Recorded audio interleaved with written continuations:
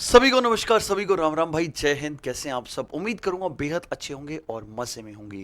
बेटा जी, SSC CGL tier 12024 2024 exam आपके सामने है। और अब अगर आप वेट कर रहे हो कि सर अभी तो टाइम है, अभी मॉक नहीं, अभी तो रिवीजन, अभी प्रैक्टिस, तो बेटा आप गलत जा रहे हो। केडी कैंपस बेटा हर संडे वहां पे मॉक टेस्ट कंडक्ट करवाया जा रहा है और हर संडे आंसर की के साथ साथ आपको वीडियो सॉल्यूशन भी प्रोवाइड हो रहे हैं ताकि आप अपने आप को एनालाइज भी कर सकें। आप चेक करें कि आपका लेवल क्या चल रहा है, आप कितना इंप्रूव कर रहे हैं। ठीक है, तो सरकार आइए आज हम बात करने वाले हैं मॉक टेस्ट नंबर 13। सबसे पहले तो बेटा केडी कैंपस की जो टीम आपके साथ जो वीडियो सॉल्यूशन में आप देख पा रहे हैं, बेटा बहुत मेहनत लगती है। मैं आपको रियलिटी बताऊं, एक एक क्वेश्चन में ढूंढ के बहुत ही परफेक्टली आपके लिए एक मॉक टेस्ट सेट किया जाता है। तो थोड़ा सा आप भी एफर्ट्स लगाओ। मैं क्या कहने की कोशिश कर रहा हूं, ध्यान से समझो। सबसे पहले बेटा मॉक टेस्ट रेडी होता है, फिर प्रिंट होता है। उसके पीछे बेटा बहुत मेहनत लगती है ना, टाइपिस्ट भी होते हैं, कंटेंट टीम भी होती है, टीचर्स भी होते हैं, फिर वीडियो सॉल्यूशन भी होते हैं। तो कहीं ना कहीं बेटा आप भी रेगुलर मॉक दो, ठीक है, तभी बेटा मजा आएगा। आइए शुरुआत करते हैं। शुरुआत करेंगे हम रीजनिंग के सेक्शन की, मॉक टेस्ट नंबर 13 की। और उम्मीद करूंगा आपने मॉक टेस्ट दिया होगा और आप क्वेश्चंस को सॉल्व करके आए होंगे। ठीक है, चलिए बेटा जी फर्स्ट क्वेश्चन के साथ शुरुआत करते हैं। कुछ नंबर्स दे रखे हैं, ठीक है, मिसिंग नंबर है। कुछ नंबर्स दिए हुए हैं और ये नंबर देखे देखे लग रहे हैं। सर कैसे? आइए फटाफट से। बेटा ये जो है ये स्क्वायर था, किसका? ये किसका स्क्वायर था? 2 का स्क्वायर, राइट। ये किसका बेटा? 4 का स्क्वायर। ये बेटा किसका स्क्वायर था? 6 का। और ये किसका? 8 का स्क्वायर। आपको नहीं लग रहा सर ऑल्टरनेट स्क्वायर चल रहे हैं, है ना? बेटा यहाँ पे किसका? 3 का, 5 का, 7 का। यहाँ पे होगा 9 का। अब 9 का स्क्वायर 81 मुझे नहीं दिख रहा, तो बेटा 3 से पहले 1 भी तो आता है और 1 का स्क्वायर 1। खत्म हो गया क्वेश्चन। क्लियर? बेटा ये 2-4 सेकंड वाले क्वेश्चन है, इनमें टाइम बिल्कुल भी हम नहीं दे रहे होंगे। ठीक है, क्वेश्चन नंबर 2 आपके सामने है, फोकस करिए। क्या कहता है क्वेश्चन? DGKLRQ, फोकस करिए बेटा गैप पे। देखो भाई, डी से के, ये 4 पे, ये 11 पे, कितने का आ रहा है? 7 का। 18, फिर 7, फिर 7, फिर 7, 6 और 7 13, 13 का मतलब एम से शुरुआत होगी बेटा। M F, answer is A. बोलिए क्लियर? अरे बोलो हाँ या ना। एग्जाम अप्रोच डिस्कस करेंगे बेटा हम इन क्वेश्चंस की, ठीक है। एम से एक ही ऑप्शन था, अगर दूसरा होता तो हम आगे जा रहे होते, राइट। चलिएगा क्वेश्चन नंबर 3 पे आइए फटाफट। क्वेश्चन नंबर 3 क्या कह रहा है बेटा? फोकस करिए ध्यान से। क्या कहता है? सिलॉक्स का क्वेश्चन। All rhymes are poems, all rhymes are poem. अरे भाई दो ही तो स्टेटमेंट है, दो ही तो स्टेटमेंट दे रखी है। ऑल राइम, राइम के पास है ही 50 और 100 की रिक्वायरमेंट है क्योंकि ऑल है। ऊपर 50 नीचे 100 पॉसिबल नहीं है, 50 वाला इंसान 100 रुपये खर्च नहीं कर पाएगा। सेकंड पे आइए, all song are rhyme, all song are rhyme. Common क्या आ रहा है? पोएम। कॉमन क्या आ रहा है बेटा? पोएम। ऑल सॉन्ग मतलब 100 वाला 100 दे देगा और 50 वाला 50। Okay report. नो नो देखते ही क्रॉस कर दो बेटा। सेकंड करेक्ट किस ऑप्शन में है? आंसर आएगा डी। बोलिए क्लियर? अरे बोलिए क्लियर हुआ? सर 10-10 सेकंड के अंदर क्वेश्चन सॉल्व होंगे अगर आप फ्लो में हो, अब अगर आप प्रैक्टिस में हो, राइट। चलें आगे, क्वेश्चन नंबर 4 पे आइए।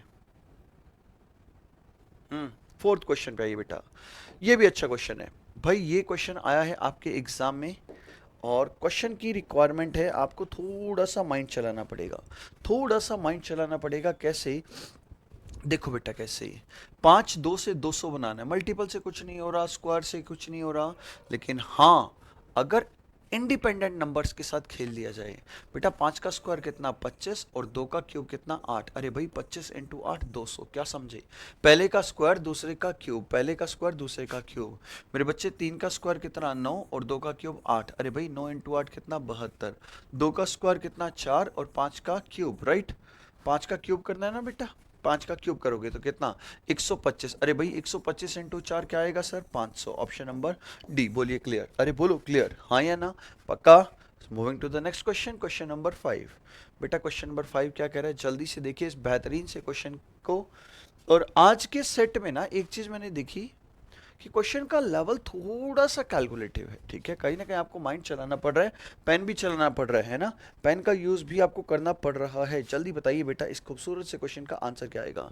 सबसे पहले मैंने नोटिस किया गैप। पहली अप्रोच क्या कहती है? गैप, है ना। बेटा कितना कम कर रहा है? 6। फिर कितना कम कर रहा था? 3। फिर कितना कम कर रहा है बेटा? 1.5। हाँ या ना? बेटा ऐसे ऐसे करते करते गैप चेक करना था। ये हो गया आपका कितना? 0.75। हाँ या ना? तो बेटा मैंने एक चीज देखी, 6 का आधा 3, 3 का आधा 1.5, 1.5 का आधा 0.75। अब जब कम करोगे तो कितना आएगा बेटा, ये आ जाएगा 3 7, है ना? 3 7। तो बेटा इसमें से 4.75 में से 4.75 में से कितना हो गया, 0.75 का आधा, ये हो गया आपका 0.375, 75, है ना? 50 का आधा 75, मामला हो जाएगा। ठीक है, तो बेटा अगर इसमें से माइनस किया जाए तो ये हो गया आपका 5 में से 5। देखो ऑप्शन पे भी खेल सकते हो, ये गलत ये गलत। बच्चे मेरे पास दो ऑप्शन 75 है, तो 75 का मामला 75 के साथ ही बनेगा, सॉल्व ही करना पड़ेगा बेटा। 7 में से 3 जाएगा तो 4 हो जाएगा, है ना? लेकिन इधर कैरी जाएगी तो क्या आएगा बेटा, जल्दी बताओ। अगर इस क्वेश्चन की बात करें, 4.75 में से 0.375 घटाना है, तो बेटा ये हो गया आपका ऑप्शन नंबर, किसके साथ जाओगे, ऑप्शन नंबर 3 आ जाएगा ना, तो एक कम भी तो करना है ना? ऑप्शन नंबर 4.375, भाई 15 में से 7 घटाओगे ना तो मामला बन जाएगा, है ना? आंसर आ जाएगा 4.375, 4.375। एक चीज और, पॉइंट के बाद वाले नंबर्स को एक साथ नहीं पढ़ा जाता, अगर ऐसे पढ़ोगे ना 4.375, वो गलत कहा जाता है बेटा, आपको इंडिपेंडेंट नंबर को बोलना पड़ेगा, 4.375, राइट? सो क्लियर हुआ ये क्वेश्चन? आई होप क्लियर है सभी को, और अगर क्लियर है तो बेटा क्वेश्चन नंबर नेक्स्ट पे आ जाओ। अरे भाई क्वेश्चन नंबर क्या कहता है 6, जल्दी देखो। क्वेश्चन नंबर क्या कहता है 6, जल्दी देखो क्या कहता है क्वेश्चन नंबर 6, जल्दी से देख के बताओ मुझे, है ना? क्या कह रहा है क्वेश्चन, फोकस करिए बेटा। देखो जी, 7 का 26 मल्टीपल स्क्वायर या क्यूब, पक्का यही मिलेंगे बेटा। अगर ध्यान से देखोगे 7 का स्क्वायर कर दें तो 49 बनेगा सर, 9 का स्क्वायर किया तो 81 बनेगा, 11 का स्क्वायर किया तो बेटा 121 बनेगा, 13 का स्क्वायर 169 बनेगा। इतनी बात तो समझ आ रही है हमें, है ना बेटा? अगर फोकस करोगे तो एक चीज नोटिस कर रहे होगे, यहाँ पे जो अगर 23 कम कर दिया जाए तो बेटा 26 बन गया, हाँ या ना बेटा? यहाँ पे अगर 23 नहीं, यहाँ तो कितना कम हो रहा है, 24 आई थिंक, 60 70 80, तो यहाँ 24 कम हो रहा था। यस और नो बेटा जी? गैप चेक करो और कुछ भी नहीं है, गैप चेक करो और कुछ भी नहीं है। अगर इन दोनों की गैप की बात करें तो बेटा 98 और 121 की मैं बात करूं तो 23 का गैप आ रहा है भाई, हाँ या ना? बिल्कुल ठीक है सर, 23 का गैप आ रहा है। और इन दोनों की अगर बात करें तो 9 में से 6 गया, ये भी कितने का, 23 का। क्या कहते हो, किसको बाहर करोगे, किस ऑप्शन को आप बाहर करना चाहोगे? मैं तो इसे बाहर करूंगा, रीजन है उसके पीछे क्या, 24। बोलो हाँ या ना? अरे समझ पा रहे हो? जल्दी बोलिए, समझ पा रहे हो क्वेश्चन को? जल्दी से बोला करो बेटा, क्वेश्चन को समझ पा रहे हो? चलो क्वेश्चन नंबर 7 पे आओ। क्वेश्चन नंबर 7 बेटा क्या कहता है, मेटल, गोल्ड और प्लेटिनम। तो भाई गोल्ड, ये क्या हो गया, दो ऑप्शन सेम कैसे आ गए, ए और डी दोनों सेम आ गए। मेटल, गोल्ड, प्लेटिनम, तो बेटा गोल्ड और प्लेटिनम दोनों के दोनों धातु होते हैं, चाहे आप ए टिक कर दो चाहे आप डी टिक कर दो, नंबर आपको मिलेंगे। आप ए को टिक कर रहे हो तो भी आपको नंबर मिलेंगे, आप डी को टिक कर रहे हो तो भी आपको नंबर मिलेंगे, ये आपका बोनस का काम कर जाएगा। ठीक है, वैसे क्रॉप क्वेश्चन है, ए और डी दोनों सही है। ठीक है, दोनों ही सही है बेटा, कोई दिक्कत नहीं है। चलो क्वेश्चन नंबर 8 पे आइए। भाई सिंपल सी बात है, सन एक स्टार है, सन एक स्टार है। अब देखो ये क्वेश्चन कई बच्चों को परेशान करेगा जो हिंदी मीडियम में सॉल्व कर रहे हैं, नहीं देता कई क्वेश्चन हिंदी में, एग्जामिनर देता ही नहीं है, डायरेक्ट इंग्लिश में लिख देता है। तो बेटा sun is a star and moon is a satellite. अच्छा एक क्वेश्चन मेरा आप सबसे, मून को क्या कहोगे, सैटेलाइट या नेचुरल सैटेलाइट? कमेंट करिएगा जरूर। मून इज अ सैटेलाइट और moon is a natural satellite, जरूर कमेंट करिएगा सरकार इस क्वेश्चन का। ठीक है, वैसे बच्चों वाली बात है ना। चलो क्वेश्चन नंबर 9 का आंसर बताओ, 9वें क्वेश्चन का आंसर बताइए फटाफट। कुछ सिंबल्स को इंटरचेंज करना है और इक्वेशन को आंसर करना है। 7 7 एज इट इज आएगा, माइनस का 12, माइनस का मतलब दे रखा था बेटा क्या, क्या कहता है, अच्छा इंटरचेंज कर दीजिए। ओके, माइनस की जगह प्लस, माइनस की जगह प्लस, तो बेटा माइनस की जगह प्लस आएगा 12, राइट? डिवाइड 6, डिवाइड की जगह डिवाइड आएगा बेटा, 6 की जगह 3 आएगा, प्लस की जगह माइनस आएगा और 3 की जगह 6 आएगा। चेक करिए फटाफट बेटा, 7 प्लस 12 को डिवाइड 3 क्या आएगा 4, माइनस का 6, है ना? 7 और 4 11, 11 में से 6 माइनस किया तो क्या आएगा 5, ऑप्शन नंबर बी। बोलिए सिंपल सा क्वेश्चन था, क्लियर हुआ? सिंपल सा क्वेश्चन था, आई होप सबको क्लियर है, यस और नो? जल्दी बोलो क्लियर हुआ बेटा, जल्दी बोलिए क्लियर हुआ, हाँ या ना? चलिए क्वेश्चन नंबर 10 पे। अरे भाई क्वेश्चन नंबर 10 क्या कहता है, arrange the following words in a logical order. जल्दी करिए बेटा फटाफट। जल्दी करिए फटाफट। भाई सिंपल सी बात, सबसे पहले शुगर कैन, सबसे पहले शुगर कैन, शुगर कैन के बाद बेटा क्या आएगा, जूस एक्सट्रैक्शन, शुगर कैन के बाद क्या आएगा, जूस एक्सट्रैक्शन। 5 1 5 1 सर, 3 भी कॉमन आ रहा है, फिर क्या आएगा, फिल्ट्रेशन एंड बॉइलिंग, आखिरी में कुकिंग होगा, लास्ट में पैकिंग आ जाएगा, है ना, लास्ट में पैकिंग आ जाएगा। तो मतलब मेरे अकॉर्डिंग फिर इसके बाद कुकिंग, सॉरी कूलिंग है, ओके ओके, कूलिंग, ओके कोई बात नहीं, ठीक है। लेकिन इतना तो कंफर्म है पैकेजिंग बिल्कुल लास्ट में हो रही होगी, तो आंसर आएगा बी करेक्ट। बोलिए सारे बच्चे, क्लियर हुआ? अरे हाँ या ना, जल्दी बोलो, क्लियर हुआ बेटा, यस और नो? आई होप सबको क्लियर है। क्वेश्चन नंबर 10, जल्दी से आएंगे क्वेश्चन नंबर 11 पे। ये एक अच्छा क्वेश्चन है बेटा। What are the number of triangles in the given figure? Bar bar repeat हुआ है क्वेश्चन, ट्राइंगल कितने हैं इस फिगर में चेक करने हैं आपको। और बेटा ध्यान से देखोगे बिल्कुल मिलेंगे आंसर, 1 2 3 बिल्कुल ठीक है सर, 4 5 6 बिल्कुल ठीक है सर, 7 8 बेटा 9 और 1 10, 10 ट्राइंगल आएंगे इस क्वेश्चन में, आंसर आएगा ए करेक्ट, आंसर आएगा ए करेक्ट। बोलिए समझ आया? 10 ट्राइंगल आएंगे इस क्वेश्चन में, आंसर आएगा A option correct, right clear पक्का? चलें आगे। चलो भाई क्वेश्चन नंबर 12 बताओ, क्वेश्चन नंबर 12 बताइए जल्दी से, ठीक है, चलें, जल्दी बताओ, चलें, जल्दी बताओ, चलें। बेटा देखो सिंपल सी बात है, 23 में से एक कम किया 22, 9 में से 2 कम किया 7, अरे 14 में से 3 कम किया 11, 14 में से 3 कम किया 11, 14 में से 4 कम किया 10, 5 में से 5 कम किया 0 और 18 में से 6 कम किया 12। समझ पा रहे हो? फ्लोर के लिए करना था और आप सब कर दोगे इस क्वेश्चन का आंसर, यस और नो? बेटा फ्लोर के लिए आंसर करना है और आप सब कर दोगे इस क्वेश्चन का आंसर, यस और नो? जल्दी देखो फटाफट। 6 में से कम किया बेटा 5 आएगा, ठीक है, सब में 5 जा रहा है। एल में से 2 कम किया बेटा 10 आएगा, ठीक है सरकार। 15 में से 3 कम किया तो 12 और 12 ये दोनों साइड कर दो। फिर 15 आ रहा है, लेकिन 4 कम करके इस बार क्या आ जाएगा, 15 में 4 कम 11, और मैं जाना चाहूंगा ऑप्शन नंबर ए के साथ। क्लियर? बोलिए क्लियर? अरे क्लियर है ना भाई? कोई डाउट आए तो रोक देना, कोई डाउट आए तो रोक देना बेटा, है ना? चलो करो क्वेश्चन नंबर 13 का आंसर। नंबर्स के बिहाव पे क्वेश्चन पूछा गया आपसे, जल्दी से करके बताइए क्वेश्चन नंबर 13 क्या कहता है। बेटा 17 8 और 67 के बीच खेलना था, है ना? देखो भाई 17 और 8, 17 को इंटू 3 कर दे तो बेटा 51 और 8 दूनी 16, भाई जोड़ते ही बन गया 67, यस और नो? किस ऑप्शन में हो रहा है जल्दी बताओ। 30 गुणा 3 ना 19 57 और बन गई बात, ये रहा ये रहा ये रहा ये रहा, इंटू 3, 19 इंटू 3 किया तो 57 और 4 इंटू 2 किया तो 8, 57 और 8 क्या बन गया, 65। बोलो जय श्री राम। अरे सारे बच्चे बोला करो यार, समझ आ रहा है आपको, यस और नो? कोई डाउट आए तो बेटा मुझे रोक देना, है ना? कोई डाउट आपको फील हो तो मुझे वहीं रोक देना, आंसर आ जाएगा option number D correct, right? चलिए क्वेश्चन नंबर 14 पे शिकार करते हैं। बेटा ये सीरीज रिपीटेशन है, ए सी ई जी मुझे दिखा, ए सी ई जी बी, ए सी ई जी बी, ए सी ई जी बी। अब देखो एक चीज़ और, यहाँ पे 2 ब्लैंक, यहाँ पे 2 ब्लैंक, कॉमन देख लो फटाफट। पहले बताओ स्टार्टिंग में सी ई किस ऑप्शन में है, ये गलत, ये गलत, सी ई और लास्ट में एच, ये भी गलत। अरे भाई अच्छा लास्ट में बी होना चाहिए ना, ए सी ई जी बी, है ना, यहाँ बी आना चाहिए था, तो लास्ट से थर्ड बी चाहिए, लास्ट से थर्ड मुझे बी चाहिए, तो डी के साथ जा रहा है। मैं जाना चाहूँगा सी के साथ विदाउट सॉल्विंग। समझ आ रही है बात? बेटा कई बार ना प्रेजेंस ऑफ माइंड बहुत इंपॉर्टेंट होता है, अब ये क्वेश्चन पूरा सॉल्व करने वाला नहीं था एक्चुअल में, क्लियर? चले फिर 15वें क्वेश्चन पे आओ।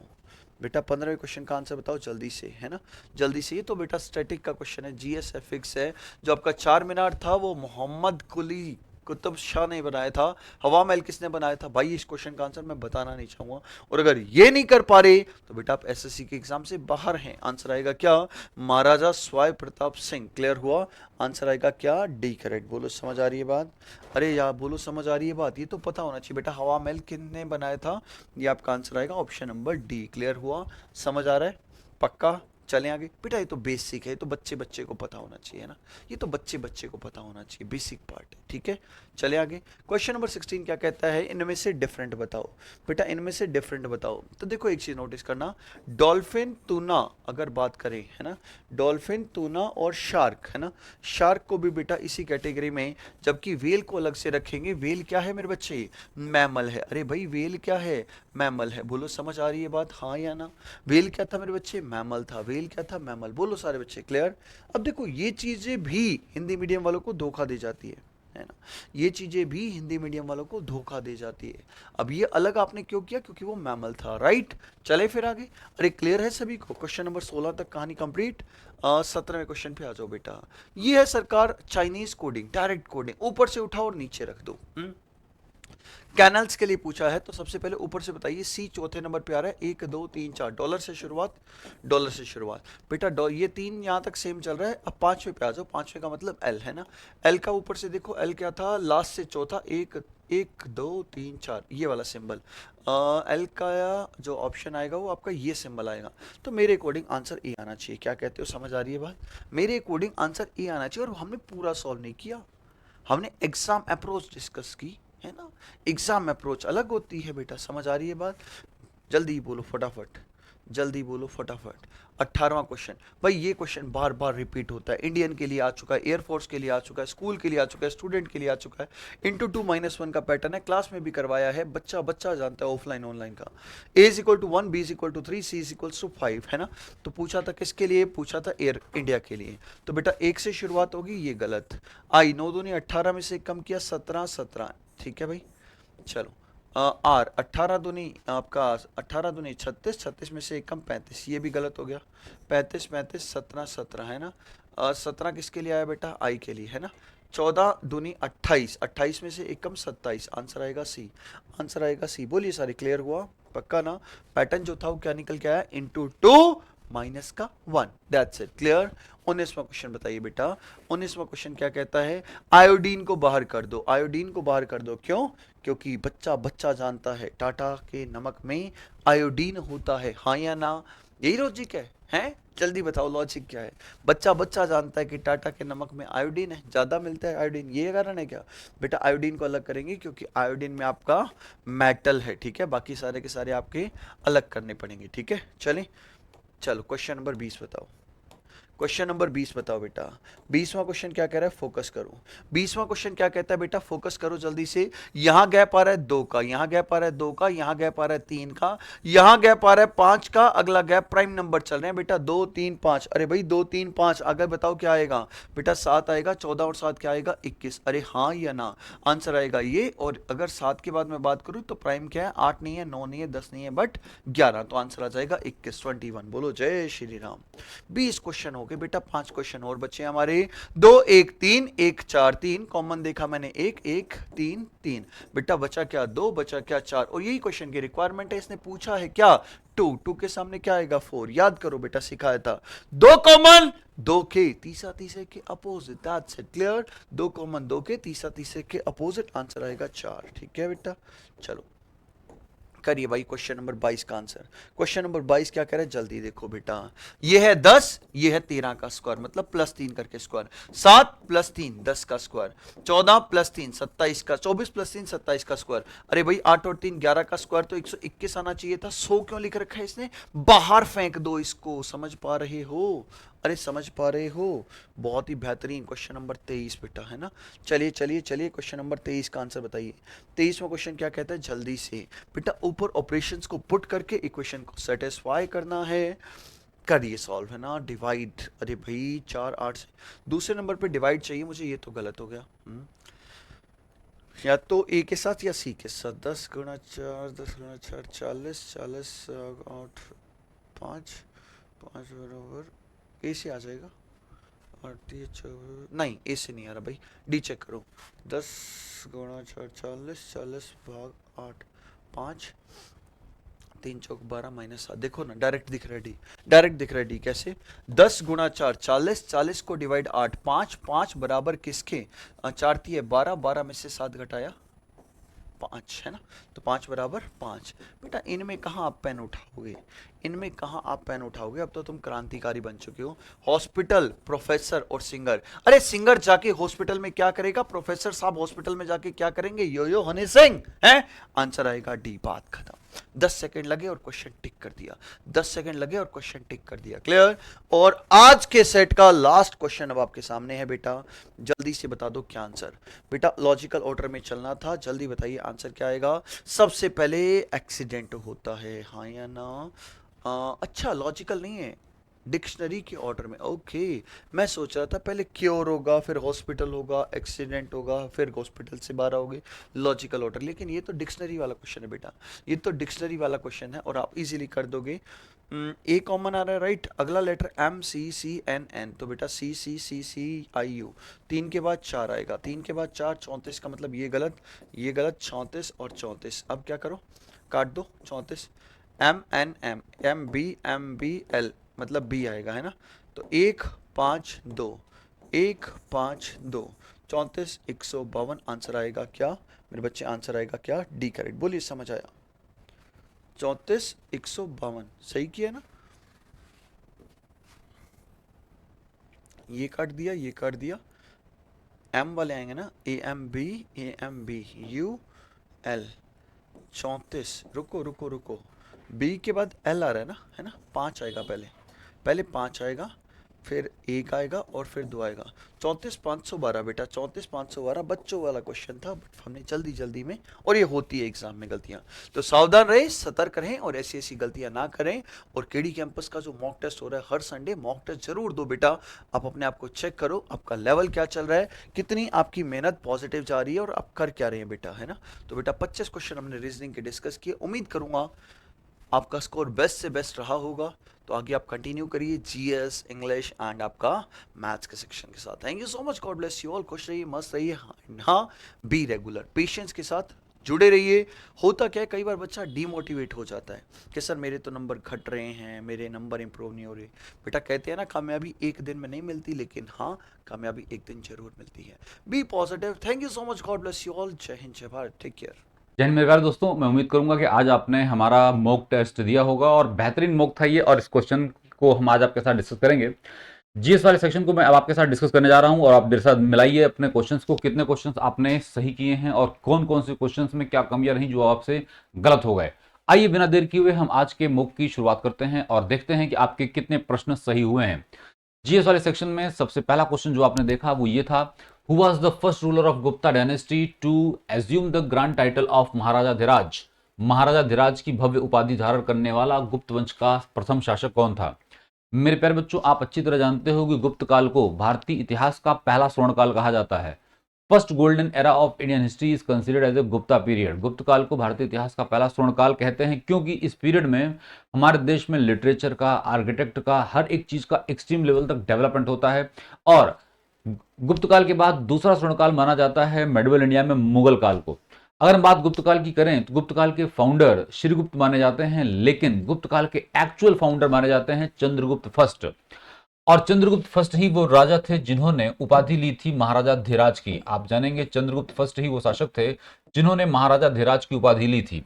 और चंद्रगुप्त को ही actual founder of Gupta dynasty कहा जाता है। 319 एडी से लेकर लगभग 335 एडी तक ये शासक रहे और इन्होंने ही महाराजा धीराज की उपाधि ली। महाराजा धीराज का मतलब राजाओं का राजा, किंग ऑफ किंग्स। तो मेरे प्यारे बच्चों, इसका पहला उत्तर बिल्कुल सही था, चंद्रगुप्त फर्स्ट। और आप जानते हैं कि चंद्रगुप्त, अगर हम सेकंड की बात करें गुप्त वंश में, चंद्रगुप्त सेकंड वो शासक थे जो इस वंश के एक महान शासक माने गए और इन्हीं के दरबार में 9 रत्न हुआ करते थे। आप सबने महाकवि कालिदास का नाम सुना होगा, महाकवि कालिदास इन्हीं के दरबार में 9 रत्न हुआ करते थे। समुद्रगुप्त के बारे में आप अच्छी तरह जानते हैं कि समुद्रगुप्त को नेपोलियन ऑफ इंडिया कहा जाता है। समुद्रगुप्त ही कहलाते हैं क्या, समुद्रगुप्त को ही कहा जाता है नेपोलियन ऑफ इंडिया। एक इतिहासकार हुए वीए स्मिथ, वीए स्मिथ ने ही समुद्रगुप्त को भारत का नेपोलियन कहा। हर्षवर्धन के बारे में अगर हम बात करें तो हर्षवर्धन एंशिएंट इंडिया के अंतिम हिंदू शासक थे जो 606 से लेकर 647 ईस्वी तक शासन करते हैं। इन्हीं के कार्यकाल में, हर्षवर्धन के कार्यकाल में वेनसांग भारत आया था 629 ईस्वी में। आपको ये बातें याद रखनी होंगी। आइए बिना देर किए हुए हम अगले प्रश्न पर चलते हैं। अगर हम बात करें 27वें प्रश्न की, जो आपने देखा, the first Arab invasion of India in 712 AD was led by. 712 ईस्वी में भारत पर हुए अरब आक्रमण का नेतृत्व किसने किया? आप में से मैं उम्मीद करूंगा बच्चे बच्चे को इस प्रश्न का उत्तर पता होगा। मोहम्मद बख्तियार खिलजी ने, मोहम्मद शाहजबानी ने, नसरुद्दीन मोहम्मद शाह ने, या मोहम्मद बिन कासिम ने? आप अच्छी तरह जानते हैं मोहम्मद बिन कासिम। मोहम्मद बिन कासिम ने जब 712 में हिंदुस्तान पर आक्रमण किया तो सिंध के राजा हुआ करते थे दाहिर, और आप जानते हैं कि दाहिर को ही तो हराकर कासिम ने सिंध पर कब्जा किया था, और ये सफल आक्रमण हुआ अरब से हिंदुस्तान पर। चलिए अगले प्रश्न पर चलेंगे। बिना देर किए हुए जल्दी जल्दी से हम देखते हैं कि आपके आज कितने प्रश्न सही हुए हैं। राजा Ram Mohan Roy is not related to. राजा राम मोहन राय किससे संबंधित नहीं है? प्रश्न देखिए क्या ट्विस्ट करके पूछा है। राजा राम मोहन राय किससे संबंधित नहीं है? फर्स्ट, इंग्लिश एजुकेशन से, सती सिस्टम से, संस्कृत एजुकेशन से, या विडो रिमैरिज से? मेरे प्यारे बच्चों, आप अच्छी तरह जानते हो कि राजा राम मोहन राय भारतीय समाज सुधारक में से एक बहुत बड़ा नाम है, या आप कहें इन्हीं को आप जानते हैं भारत में पहली बार सोसाइटी को इंप्रूव करने के लिए जाना जाता है। फादर ऑफ मॉडर्न इंडिया भी इनको कहते हैं, आधुनिक भारत का जनक। आप जानते हैं कि ये भारतीय समाज से कुरीतियों को खत्म करना चाहते थे, और राजा राम मोहन राय ने ही 1828 ईस्वी में ब्रह्म समाज की स्थापना की थी। भारतीय समाज से कुरीतियों, अंधविश्वासों को समाप्त करने का ही उद्देश्य था ब्रह्म समाज का। राजा राम मोहन राय अंग्रेजी शिक्षा के पक्षधर थे। सती सिस्टम को बंद करने में आप जानते हैं इनकी बहुत बड़ी भूमिका रही। 1829 ईस्वी में लॉर्ड विलियम बेंटिंग भारत का पहला गवर्नर जनरल था, और लॉर्ड विलियम बेंटिंग ने राजा राम मोहन राय की ही मदद से सती प्रथा को बंद किया था। विडो मैरिज, अब महिलाएं सती नहीं होंगी तो वो विधवा होंगी, विधवा महिलाओं को अधिकार नहीं प्राप्त होंगे, और ये विडो मैरिज के भी सपोर्टर थे।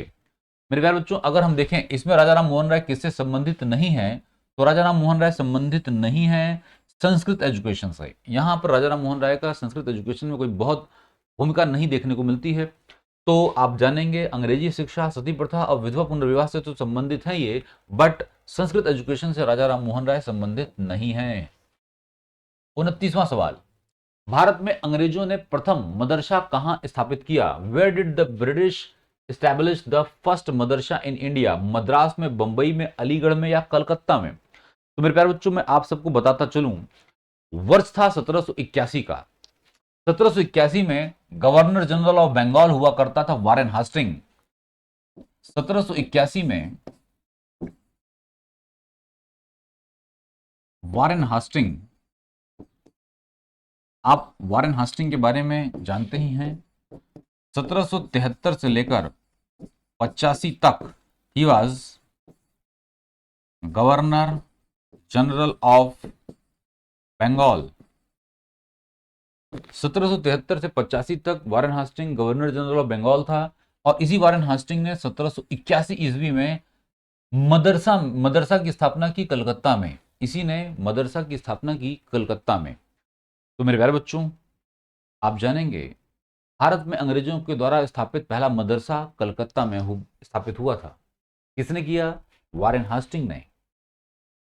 नेक्स्ट, जल्दी जल्दी से आप प्रश्न मैच कराते चलिए। Which planet is nearest to the sun? सूर्य के सबसे नजदीक कौन सा ग्रह है? मंगल, बुध, बृहस्पति, या शुक्र? आप सब अच्छी तरह जानते हैं सूर्य के सबसे नजदीक है बुध। आप जानते हैं सूर्य के सबसे नजदीक है बुध। ग्रहों का जो क्रम है, अगर हम बात करें सूर्य से नजदीक से दूर होने के क्रम में, तो आप जानते हैं, मैं लिख देता हूं, बुध, शुक्र।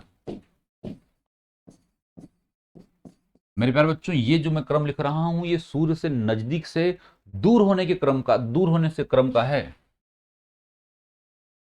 मंगल,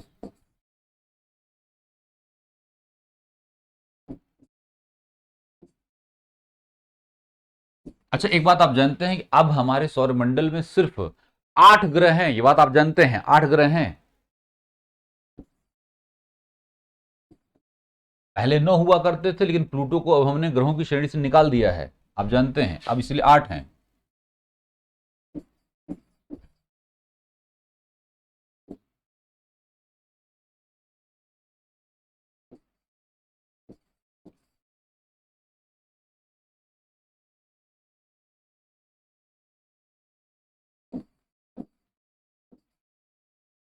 तो सबसे नजदीक बुध है और सबसे दूर नेपच्यून।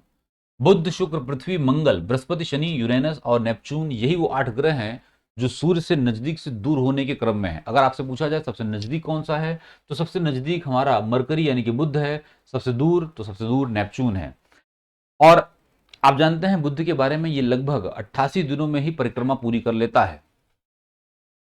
बुध के बारे में आप जानेंगे कि इसका कोई अपना उपग्रह भी नहीं है। अगर हम बात करें मरकरी की, तो मरकरी का अपना कोई उपग्रह भी नहीं है। चलिए अगले प्रश्न पर चलते हैं अब हम। Salal dam is built on which of the following river? Salal Salal Salal बांध निम्नलिखित नदियों में से किस नदी पर बनाया गया है? कृष्णा नदी, महानदी, चेनाब या सतलज? तो आप जानेंगे, अगर हम बात करें सलाल बांध की, तो सलाल बांध बेसिकली जे&के में चेनाब नदी पर बनाया गया है। अगर हम बात करते हैं कहां पे है, तो ये जम्मू एंड कश्मीर में कौन सी नदी के किनारे है? तो ये चेनाब नदी पे है। और अगर हम बात करें सलाल बांध की, तो आप जानेंगे ये Salal hydro electric power station के नाम से भी जाना जाता है। इसको हम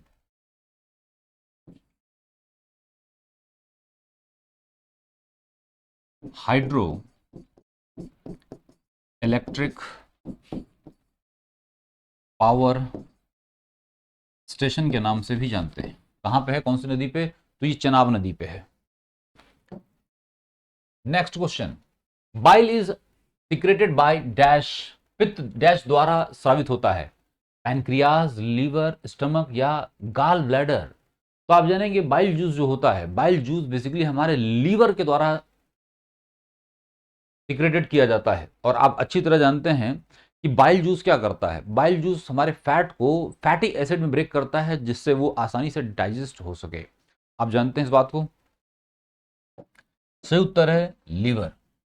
सही उत्तर है liver. Next question, the chemical formula of lime water. Lime water का रासायनिक सूत्र क्या है?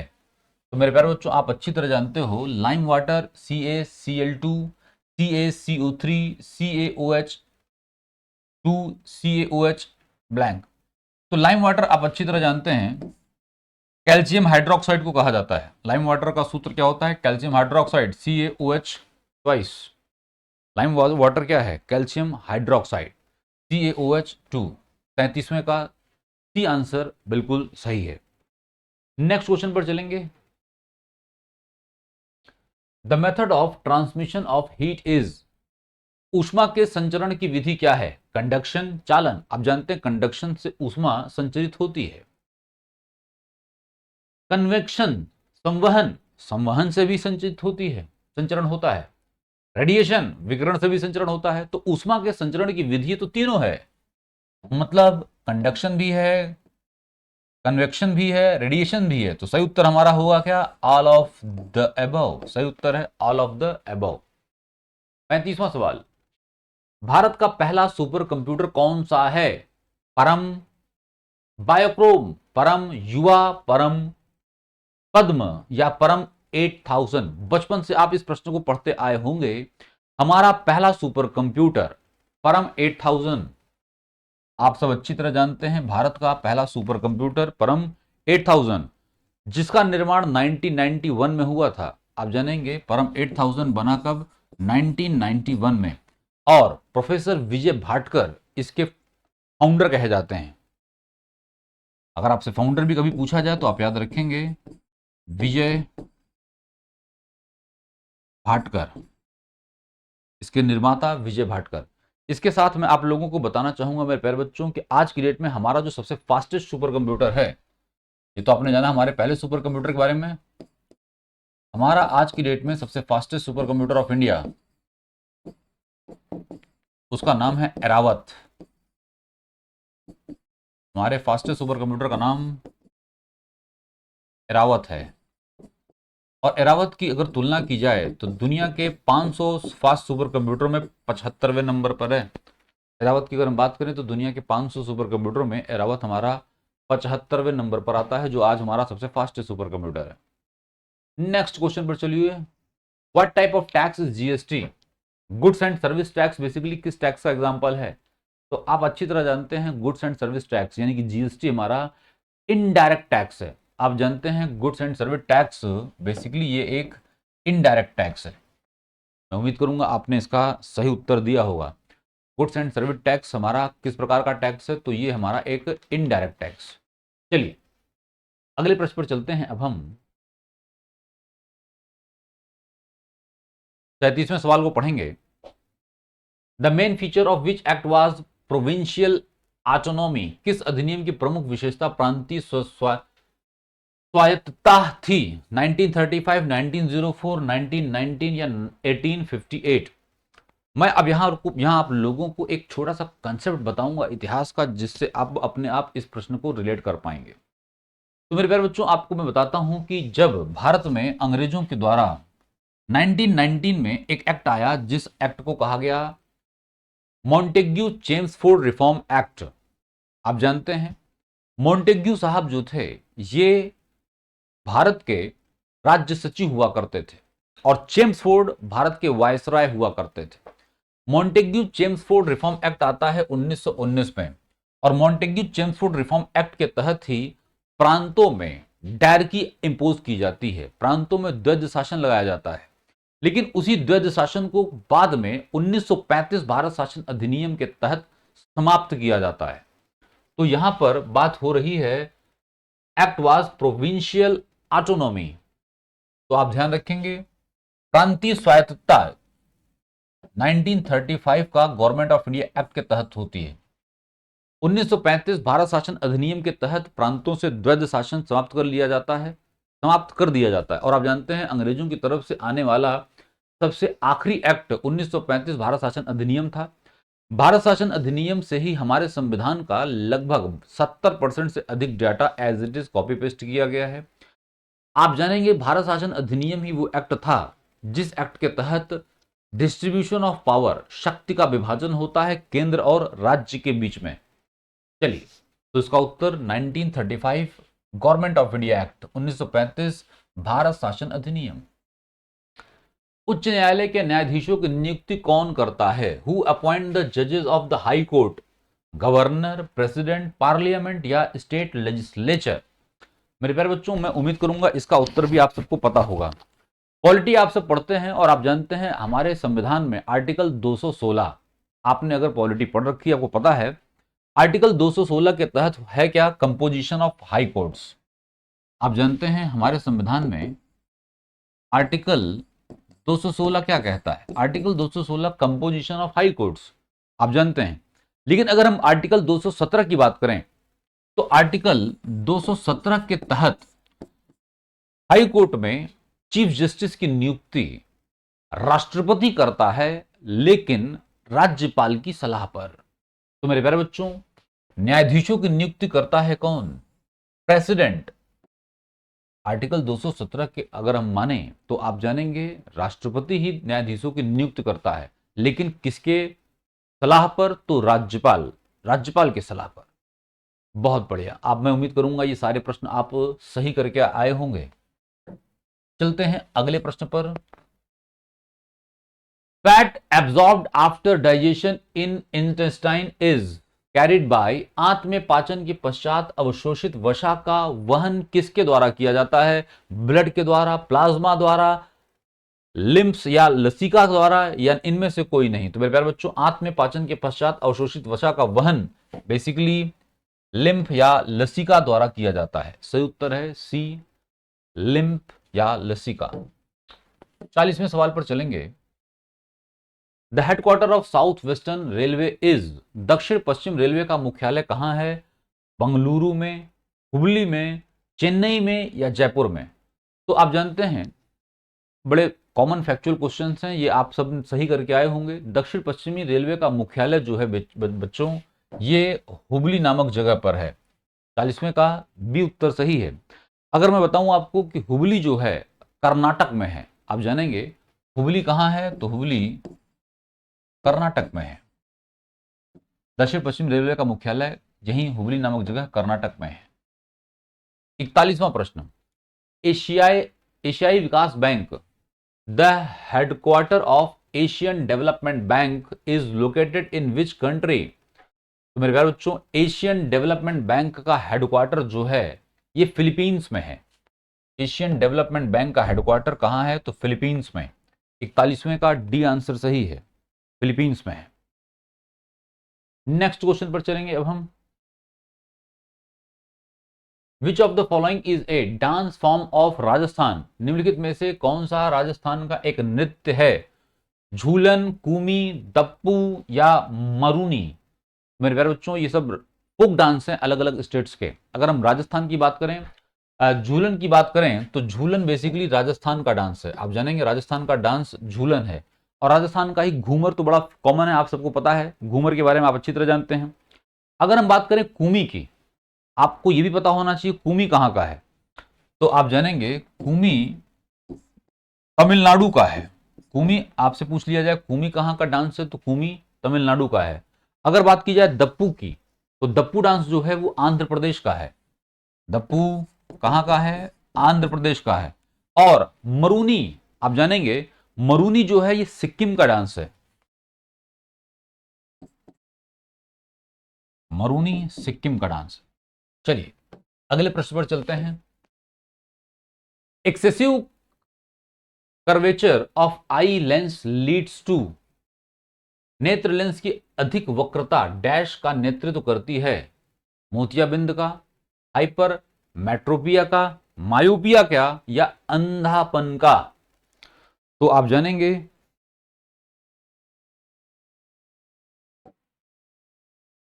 Excessive curvature of eye lens की वजह से होता है क्या? मायोपिया। मायोपिया। चलते हैं अगले प्रश्न पर।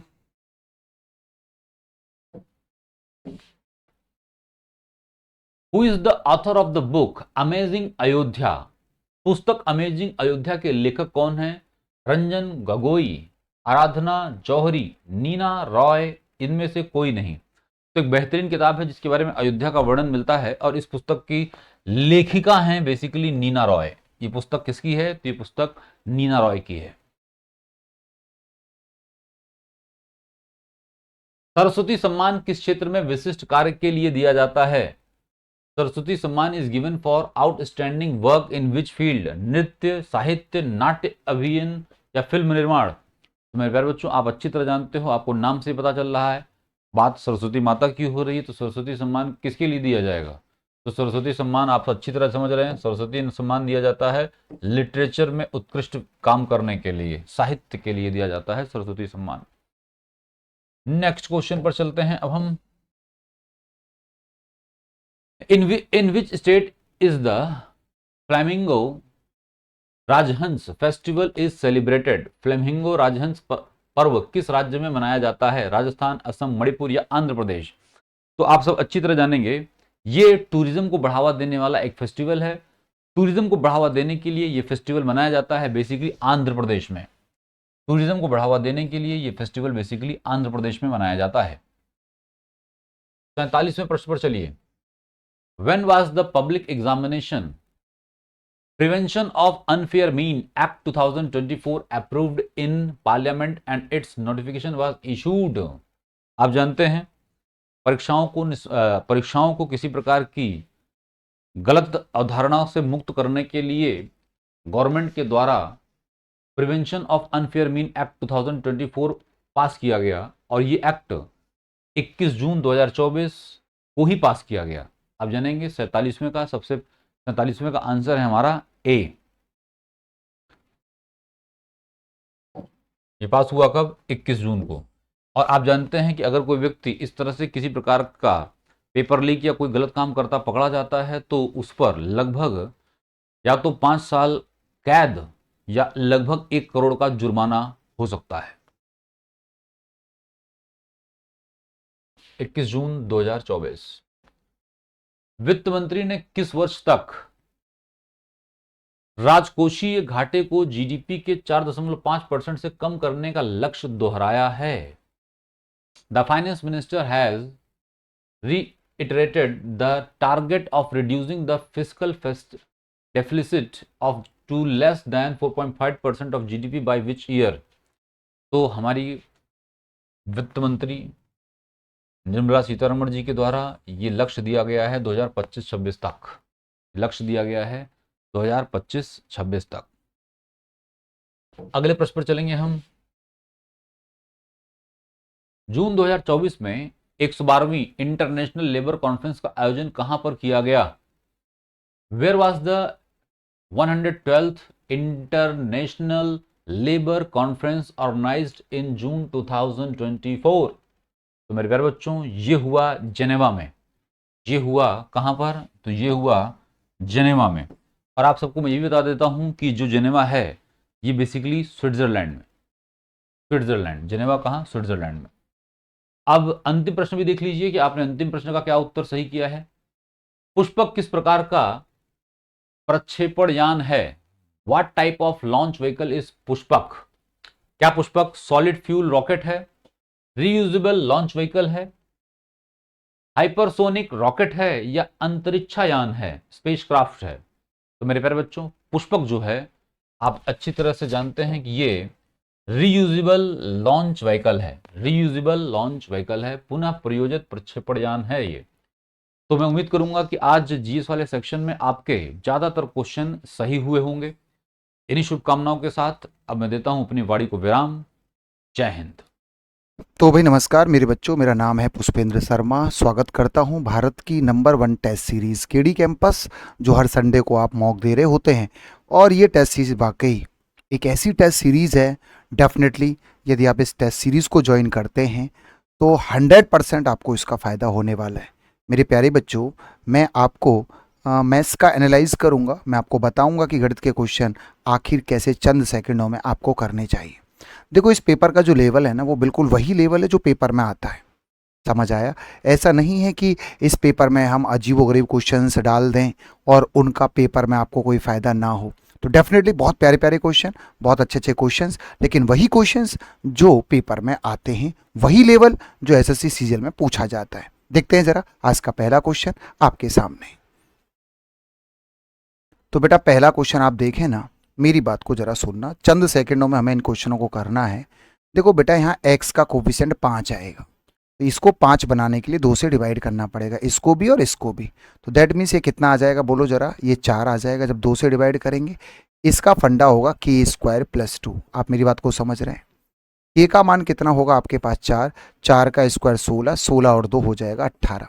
मेरे प्यारे बच्चों, मैंने चंद सेकंडों में क्वेश्चन किया क्योंकि मुझे बच्चों को पेपर में ये बताना है कि किस तरीके से सॉल्व करना है। मैं सजा सजा के नहीं लिख सकता, क्योंकि यदि मैं एनालाइज में भी सजा के लिखूंगा तो फिर कोई फ़ायदा होगा नहीं। हमें इसको 2 से डिवाइड करना है, इसको भी 2 से डिवाइड करना है, इसको भी 2 से, उसके बाद इसका स्क्वायर करेंगे दोनों तरफ का, तो ये आएगा बेसिक से।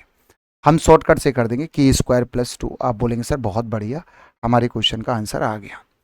मेरे प्यारे बच्चों, बड़ा सुंदर क्वेश्चन है और बहुत ही खूबसूरत क्वेश्चन है। यदि हम इस क्वेश्चन को देखें, साफ पता चल रहा है कि सर हमें यहाँ पे ना सिंबल को चेंज करना है। सर आप देखो ना, यहाँ पे प्लस है और यहाँ पे क्या है? माइनस है। सिंबल को चेंज करना है, तो सिंबल को चेंज करने के लिए थोड़ी सी मेहनत तो करनी पड़ेगी। कैसे? दोनों तरफ 7 ऐड करना पड़ेगा।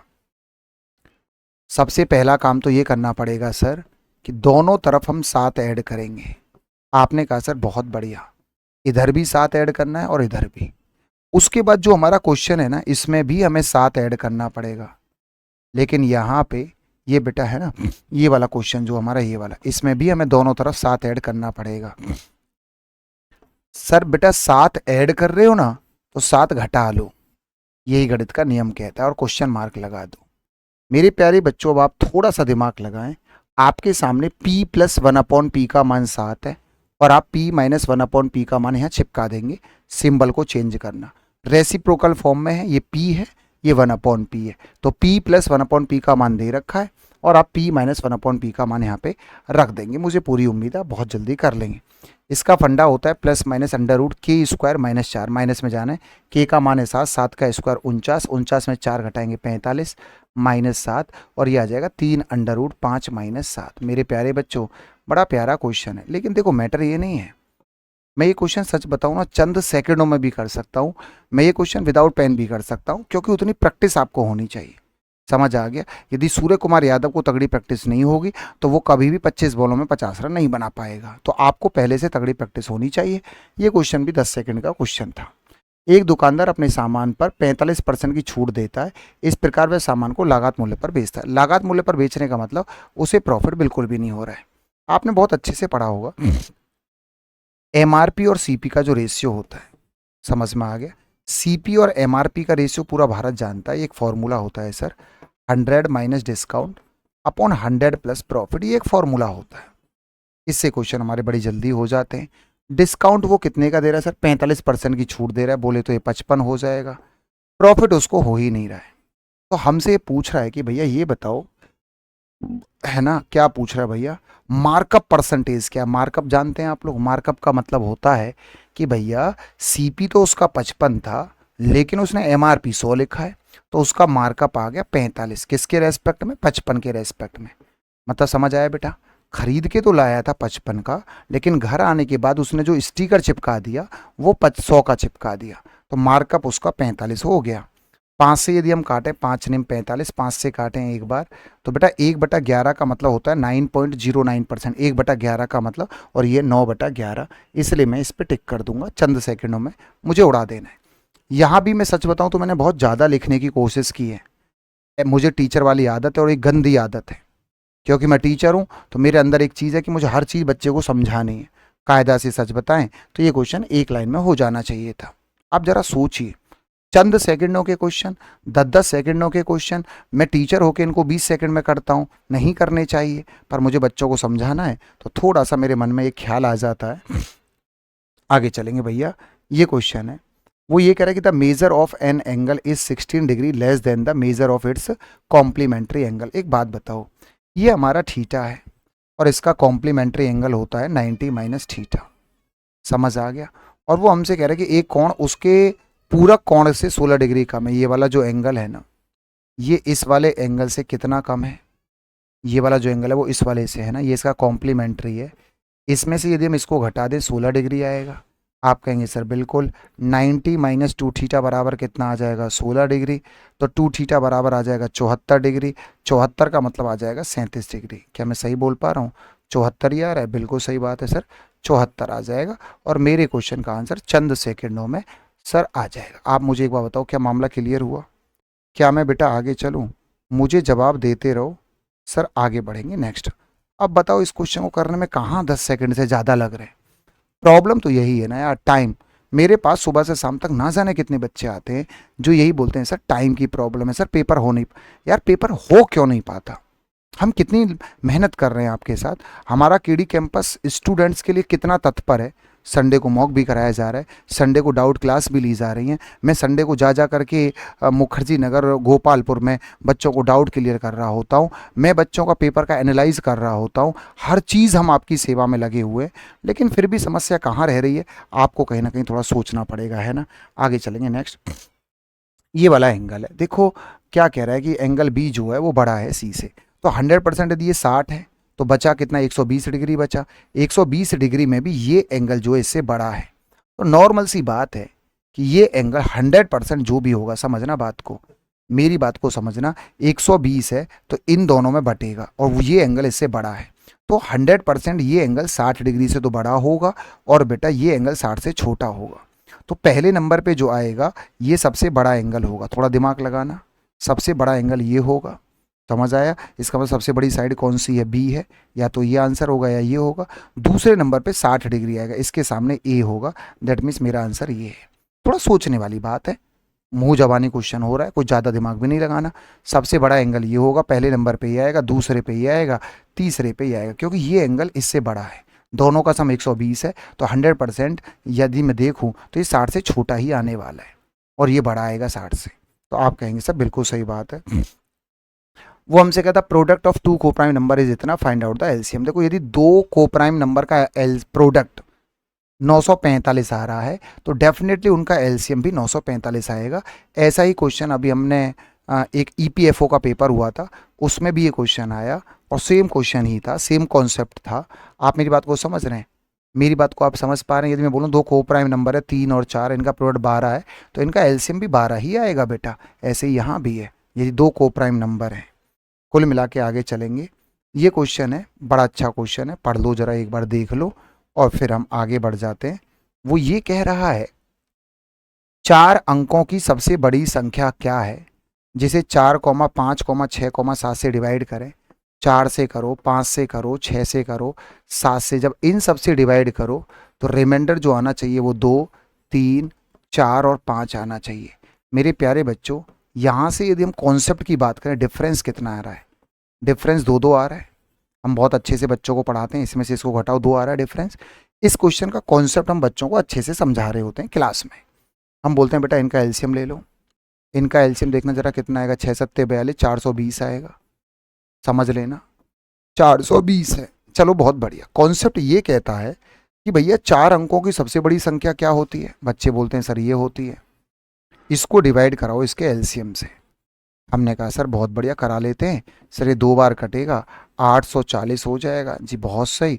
9 आएगा सर, यहाँ पे 5 आएगा, यहाँ पे 1 आएगा सर, यहाँ से कितना और आ जाएगा, 9 और आ जाएगा सर। ये 3 बार और कटेगा सर, 3 0 0, 3 दूनी 6, 4 तिया 12। आप कहेंगे सर बिल्कुल सर, ये 9 आ गया, ये 3 आ गया और ये 3 आ गया। सर बहुत ही बढ़िया। लेकिन अब क्या है, इसका मतलब ये रिमाइंडर आ रहा है। इसका मतलब ये जो संख्या है 99999, ये संख्या जो है 339 से ज़्यादा है, क्योंकि रिमाइंडर बच रहा है। 420 से डिवाइड कर रहे हैं, रिमाइंडर बच रहा है। ना रहेगा बांस, ना बजेगी बांसुरी, तो इसे कम कर लेते हैं, इसमें से घटा लेते हैं। आपने कहा सर बिल्कुल घटा लो, 0 6 6 9।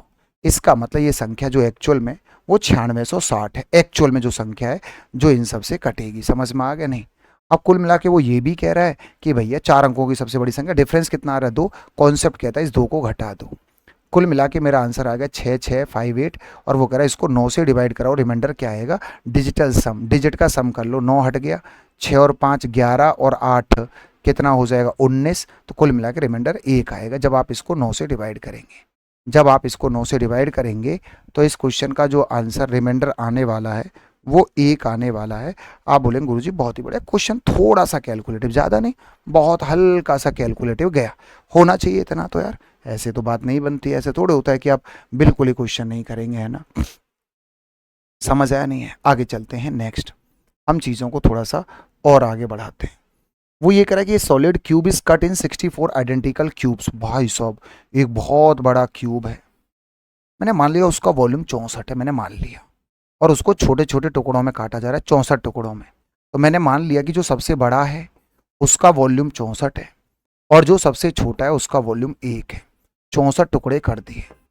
मेरे बच्चों एक बात बताओ, यदि मैं इसका क्यूब रूट ले लूँ तो ये 4 आ जाएगा, ये 1 आ जाएगा, ये साइड का रेशियो आ जाएगा।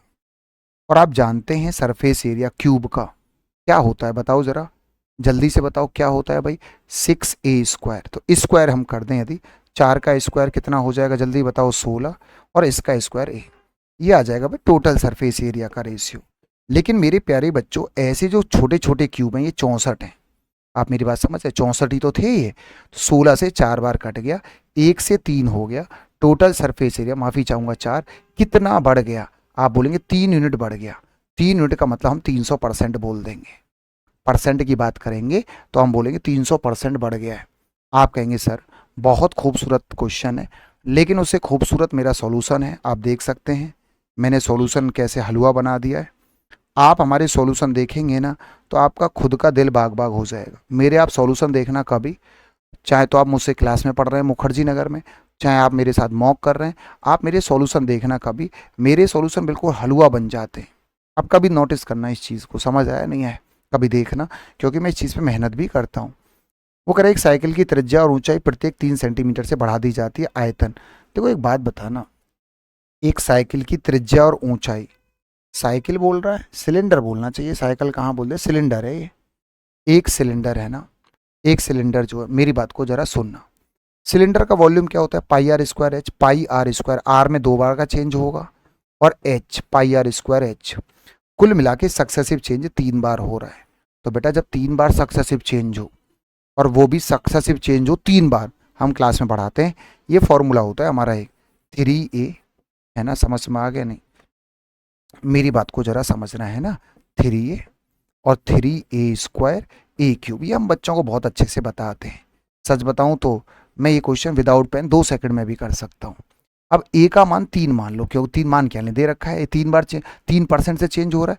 3 का क्यूब कितना आ गया 27, 2 डिजिट में लेना पड़ेगा, है ना, 2 डिजिट। और यहाँ पे 3 का स्क्वायर 9, 9 तिया 27 और 3 तिया 9। कुल मिलाकर के हम सच बताएं, यदि आप मान लो हम आपसे बोलें मेरी सैलरी हर महीने 3% बढ़ जाती है, 3 महीने के बाद कितने परसेंट बढ़ जाएगी, तो आपका जवाब होगा 9.27%। गांव की जनसंख्या हर साल 3% बढ़ जाती है, 3 साल के बाद जनसंख्या कितनी होगी सर, कितनी बढ़ जाएगी, 9.2727।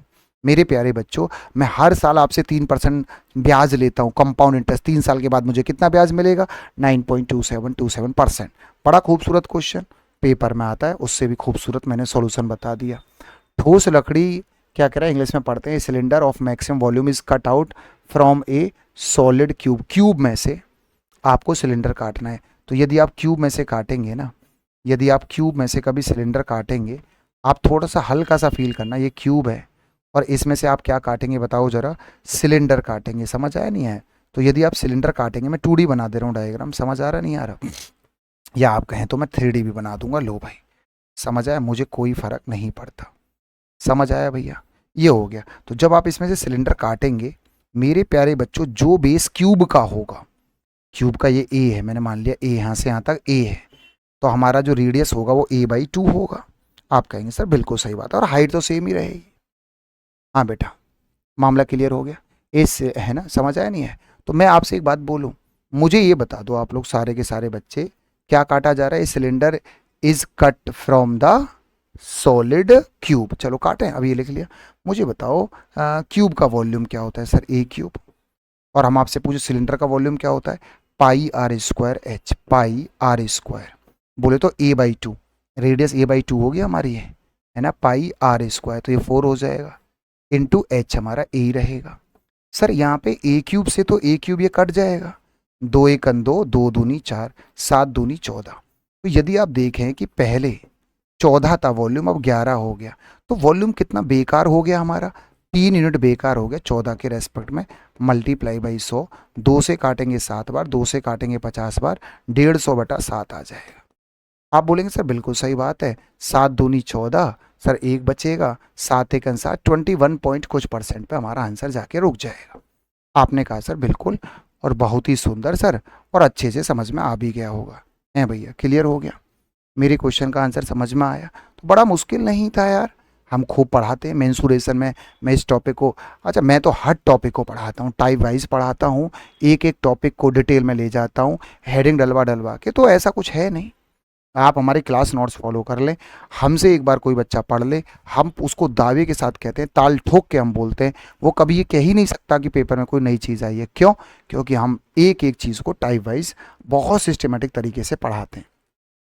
प्रथम 111 पूर्ण संख्याओं के योग का इकाई का अंक बताइए बेटा। 0 1 2 3 4 5 ... 110, क्योंकि होल नंबर है 111, है ना, इनका इकाई का अंक बताइए। 111 संख्याएं ये टोटल, 0 होल नंबर होता है, इसको हटा दो। इसको जोड़ने का फॉर्मूला होता है n × n + 1/2।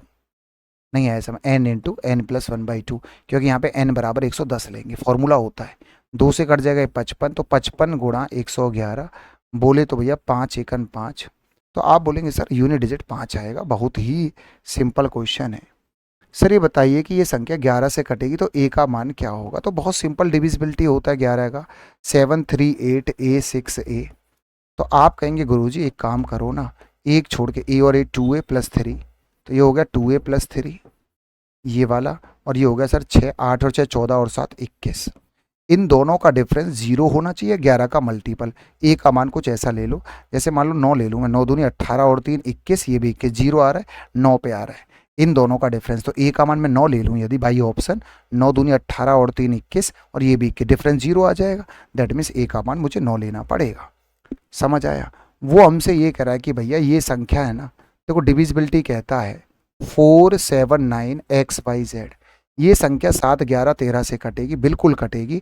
लेकिन मेरे प्यारे बच्चों ये तभी कटेगी, ये 479 है, ये भी 479 हो जाए, डिविजिबिलिटी का नियम है ये, तभी ये संख्या इससे कटेगी। तो समझ में आए, 7, 11, 13 से ए बी सी इस फॉर्म में संख्या होती है तो हमेशा वो 7, 11, 13 से कटती है। तो आप बेटा ए बी आपको पता चल गया, एक्स वाई जेड का मान, वाई प्लस जेड 9 और 7 16, 16/4, 4 आंसर आ जाएगा। एक्स वाई जेड के मान पता चल गए, क्वेश्चन में रख दो, आंसर तो आ ही जाएगा। एक व्यक्ति एक निश्चित कीमत पर बेचता है, 19% की हानि होती है। कोई चीज़ को वो 19% की हानि पर बेच रहा है, बोले तो सर 81 में बेच रहा है, और वो कह रहा है यदि विक्रय मूल्य 162 रुपया बढ़ जाए 17% का लाभ होगा। मेरे प्यारे बच्चों यहाँ 19% का लॉस, यहाँ 17% का लाभ, एसपी में डिफरेंस कितने का आया है बेटा? आप बोलेंगे बेटा 36 का डिफरेंस आ रहा है। अब मैंने कितनी जल्दी सोच लिया 36 का, क्योंकि मुझे यहीं से पता चल गया 19 और 17 का डिफरेंस हुआ है, इनको जोड़ो 19 और 17 36 होता है। तुमको यहाँ से पता चलेगा, इसमें से इसको घटाएंगे 36 का डिफरेंस आ रहा है। 36 कितना बढ़ गया है एसपी, पहले 81 था अब 117 है, और ये आ गया सर 162। एक यूनिट का मान आ गया 162 डिवाइड बाई 36। मुझे मान निकालना है 100 का, क्योंकि मुझे क्या पूछा है भैया, क्या पूछा है मुझसे, CI पूछा है। तो आप इसको काटा पीटी कर लें, हैं भैया, सही है, 6 से काट लें तो आपके क्वेश्चन का आंसर आ जा रहा है। 6 से 6 बार कटेगा, 6 दूनी 12, 6 सत्ते 42, हैं बेटा, काट लोगे नहीं। और 3 से सर, 3 से 2 बार, 3 से 9 बार, 2 से sir 50 bar, 450 is the correct answer. बहुत सिंपल क्वेश्चन था, एक लाइन में हो जाता। दो संख्याओं का अनुपात 4:9 है, और यदि वो कह रहे हैं दोनों संख्याओं में 12 की वृद्धि हो जाए तो 11:21 हो जाएगा। इस क्वेश्चन की ट्रिक को जरा समझना, 11:21 हो जाएगा।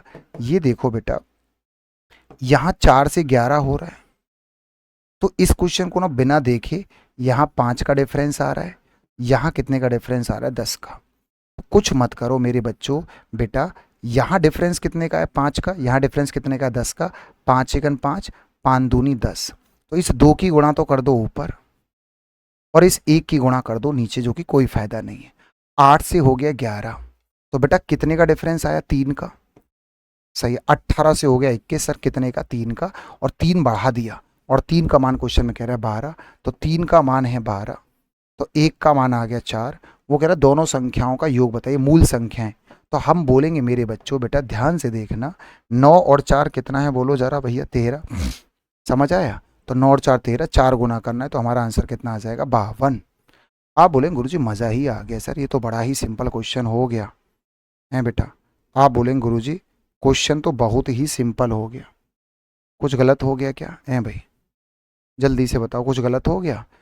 गलत पता है क्या हुआ, 1 का मान 4 है, हमारा कितना होगा, 9 दूनी भाई, 9 दूनी 18, 4 दूनी 8, 18 और 8 कितना होगा, 26। तो भाई मूल संख्या है तो ये 8 मानी जाएगी ना, अब ओरिजिनल नंबर तो ये 8 माना जाएगा, 18, 18 और 8 26, 1 का मान 4, तो 26 का मान 6 चौक 24, 4 दूनी 8 और 2 10, 104 इज द करेक्ट आंसर। आप कहेंगे सर बहुत बढ़िया, बेटा पढ़ो जरा इस क्वेश्चन को, मैं इधर खड़ा हो जाता हूँ, और जल्दी से आप लोग पढ़िए, क्या है ना भैया, बताना कि sir simple interest on a sum of money is 9/25 of the principal. अच्छा, सिंपल इंटरेस्ट तो PRT/100 होता है, और वो कह रहा है ये जो आएगा वो 9/35 ऑफ प्रिंसिपल आएगा। मैंने कहा बहुत बढ़िया। आगे क्या बोल रहा है भैया, जल्दी से पढ़ो। It's number of years is 5/7 times of rate. अच्छा है भैया, टाइम जो है वो क्या आ जाएगा, टाइम किसका, 9 बटा क्या बोला है, जो टाइम है, number of years is numerically 5/7 times of rate. बहुत सही। तो मैंने बेटा कितना आसान क्वेश्चन हो गया यार, मैं क्या ही बताऊं, कुछ है ही नहीं, दम ही नहीं है क्वेश्चन में, पी से पी कट गया। आप कहेंगे सर बिल्कुल सही बात है बेटा, नहीं आया समझ में। 7 से कितनी बार कट गया, 5 बार, 5 से सर 5 दूनी 10, है बेटा, समझ में आया नहीं आया, बोलो जी क्लियर हो गया, कुछ गड़बड़ तो नहीं हुआ, कुछ मिस्टेक तो नहीं हो गया, चेक कर लें। वो ये हमसे कह रहा है कि the simple interest is 9/35 of the sum, बिल्कुल सही है। यहाँ से पी से पी कट जाएगा, तो हमारा आ जाएगा 5 से काटे 5 दूनी 10, 5 सत्ते 35, तो R × T/20 बराबर आ जाएगा 9/7। यहाँ तक कोई दिक्कत ही नहीं है।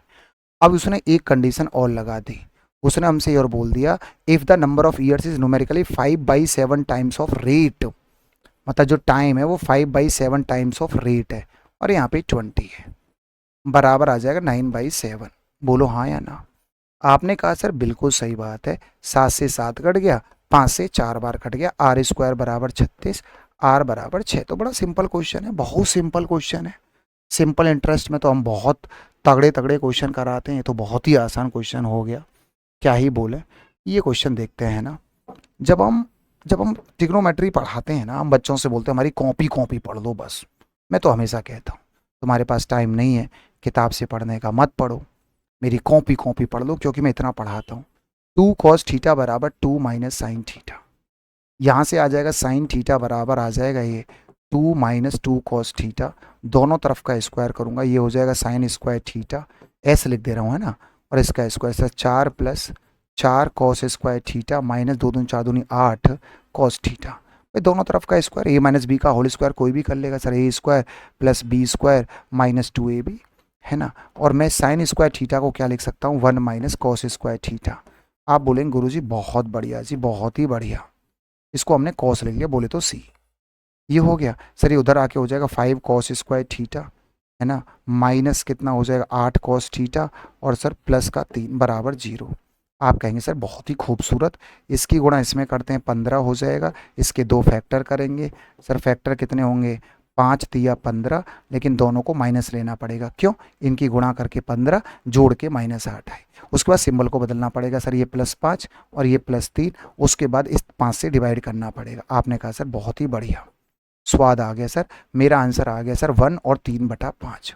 सुंदर क्वेश्चन है, बढ़िया क्वेश्चन है, दिल बाग बाग हो गया इस क्वेश्चन को। थोड़ा अच्छा क्वेश्चन कह सकते हैं कि, और थोड़ा क्या, हम तो अपने बच्चों को ना जाने कितने ऐसे क्वेश्चन कराते हैं, प्रैक्टिस कराते हैं।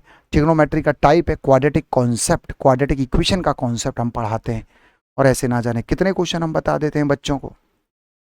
आप कभी नहीं कह सकते यार, मैं सच बताऊं कि कुछ भी हमने छोड़ा हो।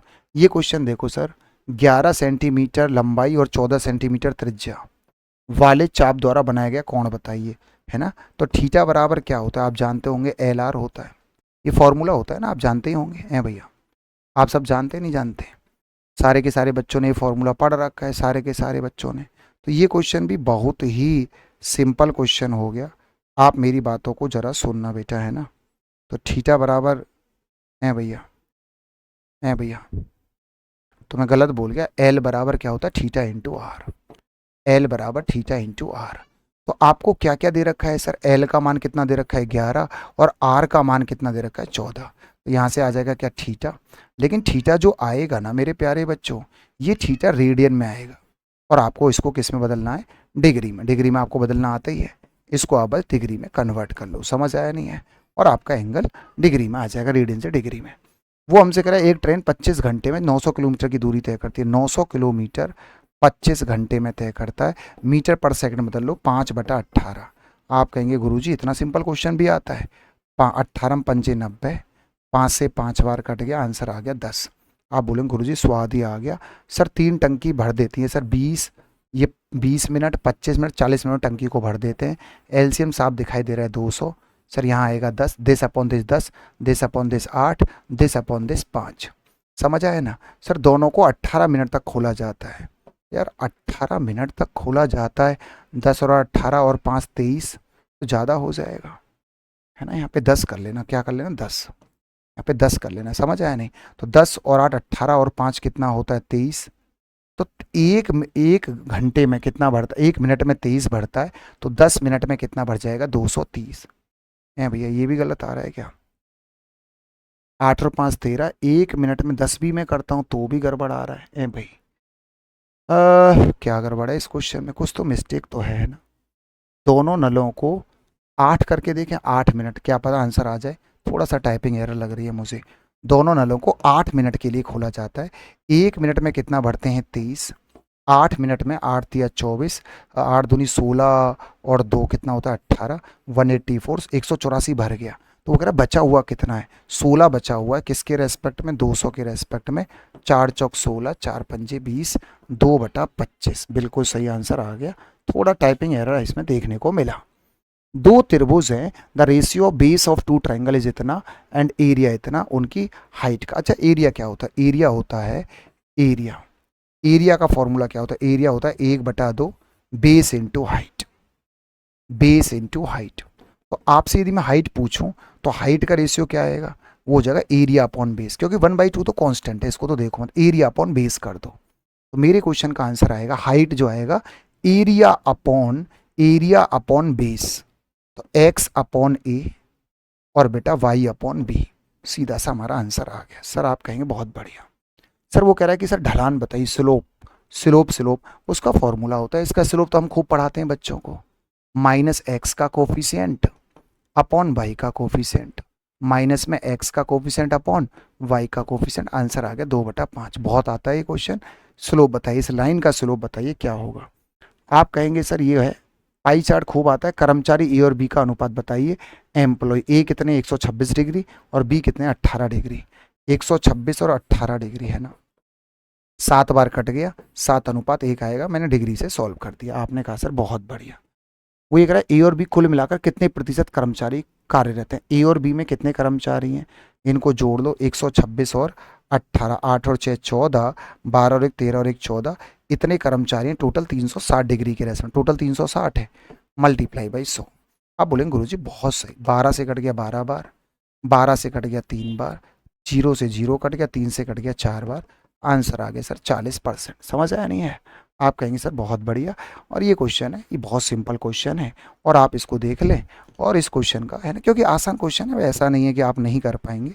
और इस क्वेश्चन का आंसर है हमारे पास डी, इस क्वेश्चन का डी फॉर डॉग। कैसा लगा आपको एनालाइज, जरूर बताना। All the best, all the best, है ना। अच्छा आप कमेंट नहीं करते, मैं हमेशा तुम्हारे लिए ऑल द बेस्ट। अच्छा एक बात बताओ, मैं आपके लिए ना एनालाइज करता हूँ, है ना, बड़ा अच्छा लगता है मुझे, मेहनत करता हूँ मैं पूरा, आपको पेपर का एनालाइज कराता हूँ, और देखो कितना जल्दी एनालाइज करा देता हूँ। आप ही देखो 28 मिनट में कर दिया, जबकि कायदा से 10 मिनट और कम कर दो, 18 मिनट में पूरा पेपर में कर देता।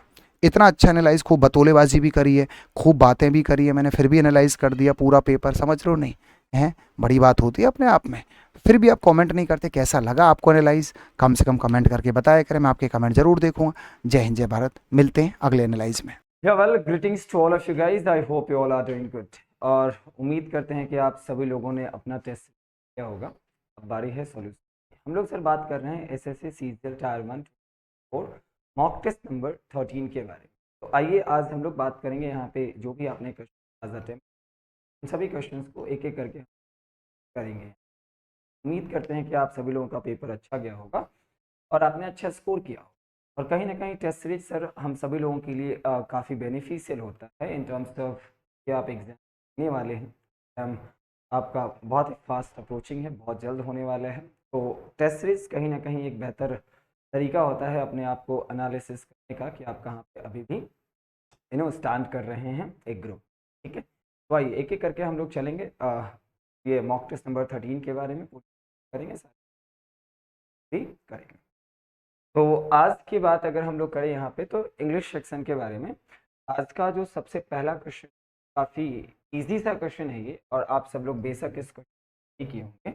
यहाँ पे पूछा जा रहा है आप सभी लोगों से कि select the incorrectly spelled word, इसमें कौन सा वर्ड है जो इनकरेक्ट है। चीज बिल्कुल ठीक लिखा हुआ है, पॉजिटिव भी बिल्कुल ठीक है, रिव्यूक भी बिल्कुल ठीक है। रिव्यूक का मतलब होता है सर रिप्रीमांड ना। यहाँ पे जो डिसअपॉइंट लिखा हुआ है ये गलत वर्ड है। इसके जो डबल एस की हम लोग बात कर रहे हैं, इसमें सिंगल एस होता है। करेक्ट स्पेलिंग आपका यहाँ पे क्या है, तो इसका सही आंसर आप सभी लोगों के सामने क्या होगा, ठीक है। अगले क्वेश्चन की अगर हम लोग बात करें इस जगह पे कि सर नेक्स्ट क्वेश्चन हमारे पास क्या है, तो यहाँ पे लिखा जा रहा है कि select the most appropriate meaning of the given idiom. और अगर हम लोग यहाँ पे इस ईडियम के बारे में बात करें, ईडियम है अ बोल्ट फ्रॉम द ब्लू। इस पर्टिकुलर ईडियम का मतलब क्या होगा, हालांकि ये बहुत ही फेमस ईडियम है, कई बार एग्जाम में भी पूछा जा चुका है, और वोकैब की बुक की अगर हम लोग बात करें तो उसमें भी ये ईडियम गिवन है।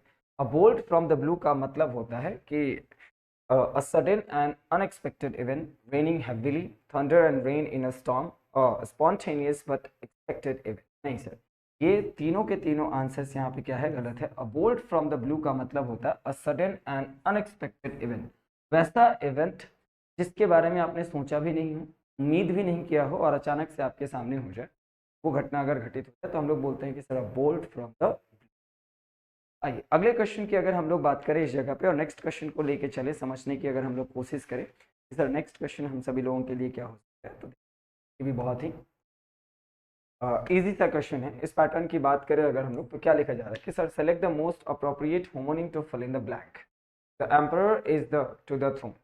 अब इस जगह पे बात करी जाए कि सर एम्परर कौन होगा इस सिंहासन का, तो एयर तो नहीं होता है, एयर भी नहीं होगा, ये एयर भी नहीं होगा, क्या होगा सर एयर।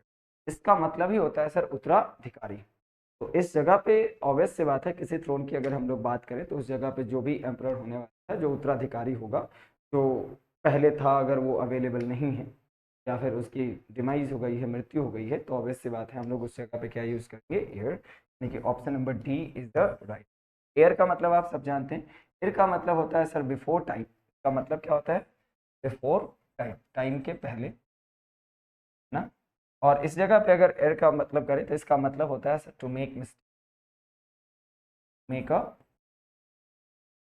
बात आ गई समझ में, ये करना उसी को हम लोग क्या करते हैं।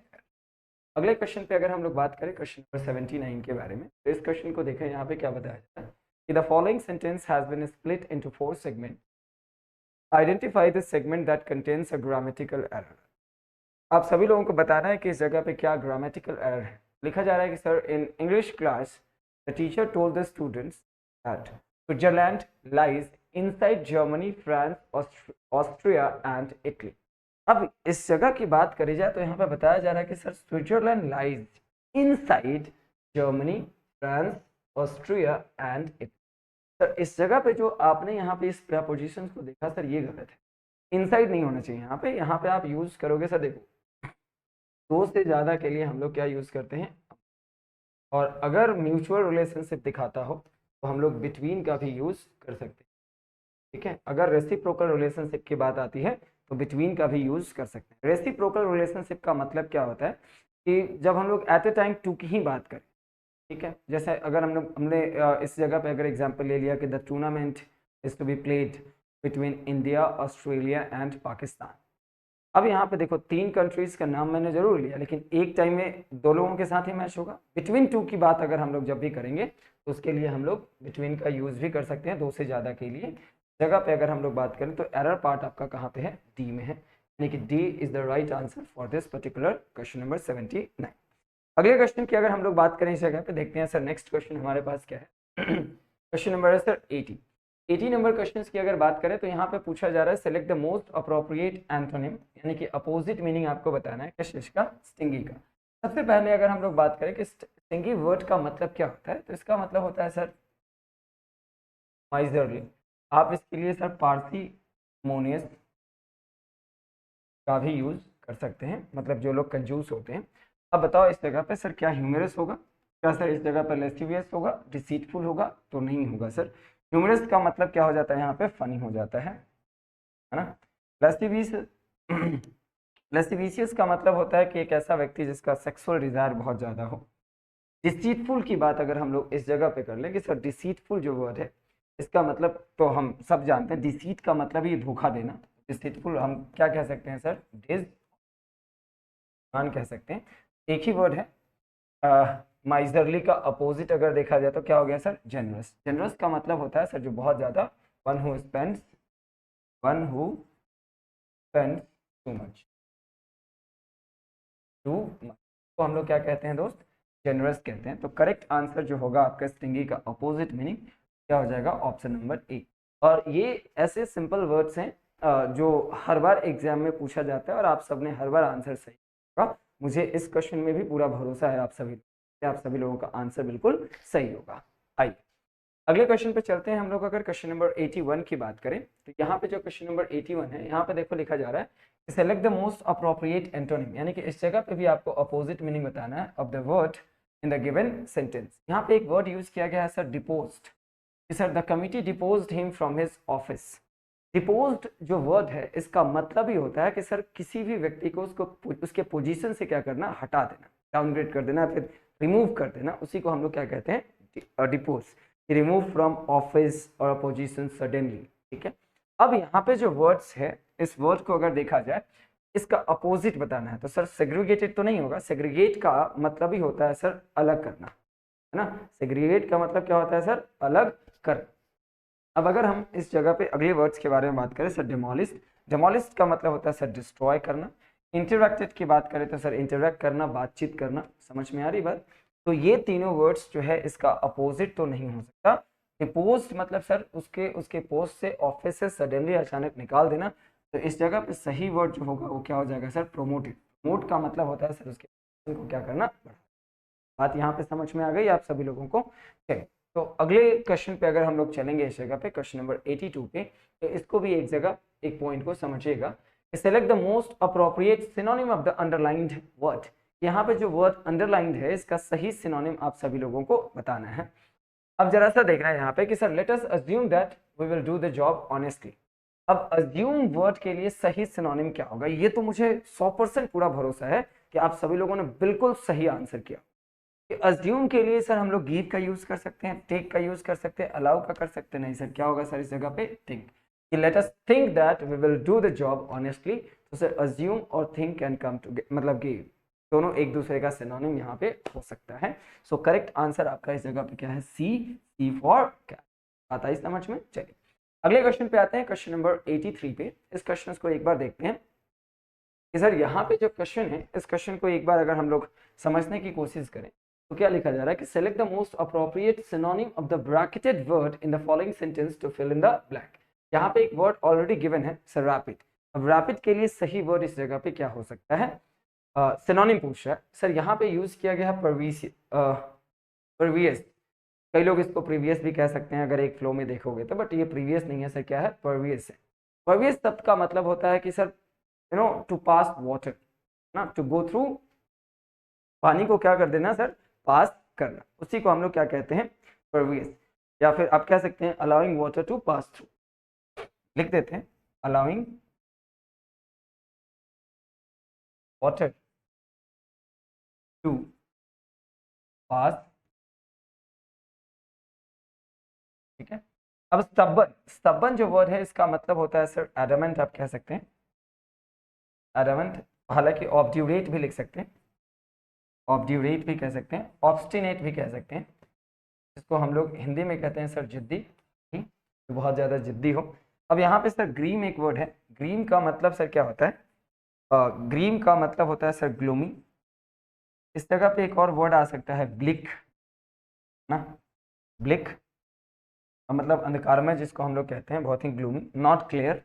तो अब बताओ रैपिड के लिए एक ही वर्ड होगा सर, क्या हो जाएगा, हैस्टी। हैस्टी का मतलब होता है डन विद एक्सेसिव स्पीड, है ना, डन विद एक्सेसिव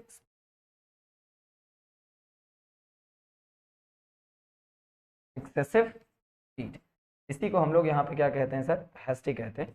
तो करेक्ट आंसर रैपिड के लिए क्या हो जाएगा, डी हो जाएगा। उम्मीद है आप सभी लोगों ने इसका सही आंसर किया होगा। D is going to be the probably, D is going to be the right answer. Probably क्यों होगा, डी सही है तो प्रोबेबली की कोई जरूरत यहाँ पे है ही नहीं। चलिए अगले क्वेश्चन की अगर हम लोग बात करें, क्वेश्चन नंबर 84 पे आते हैं।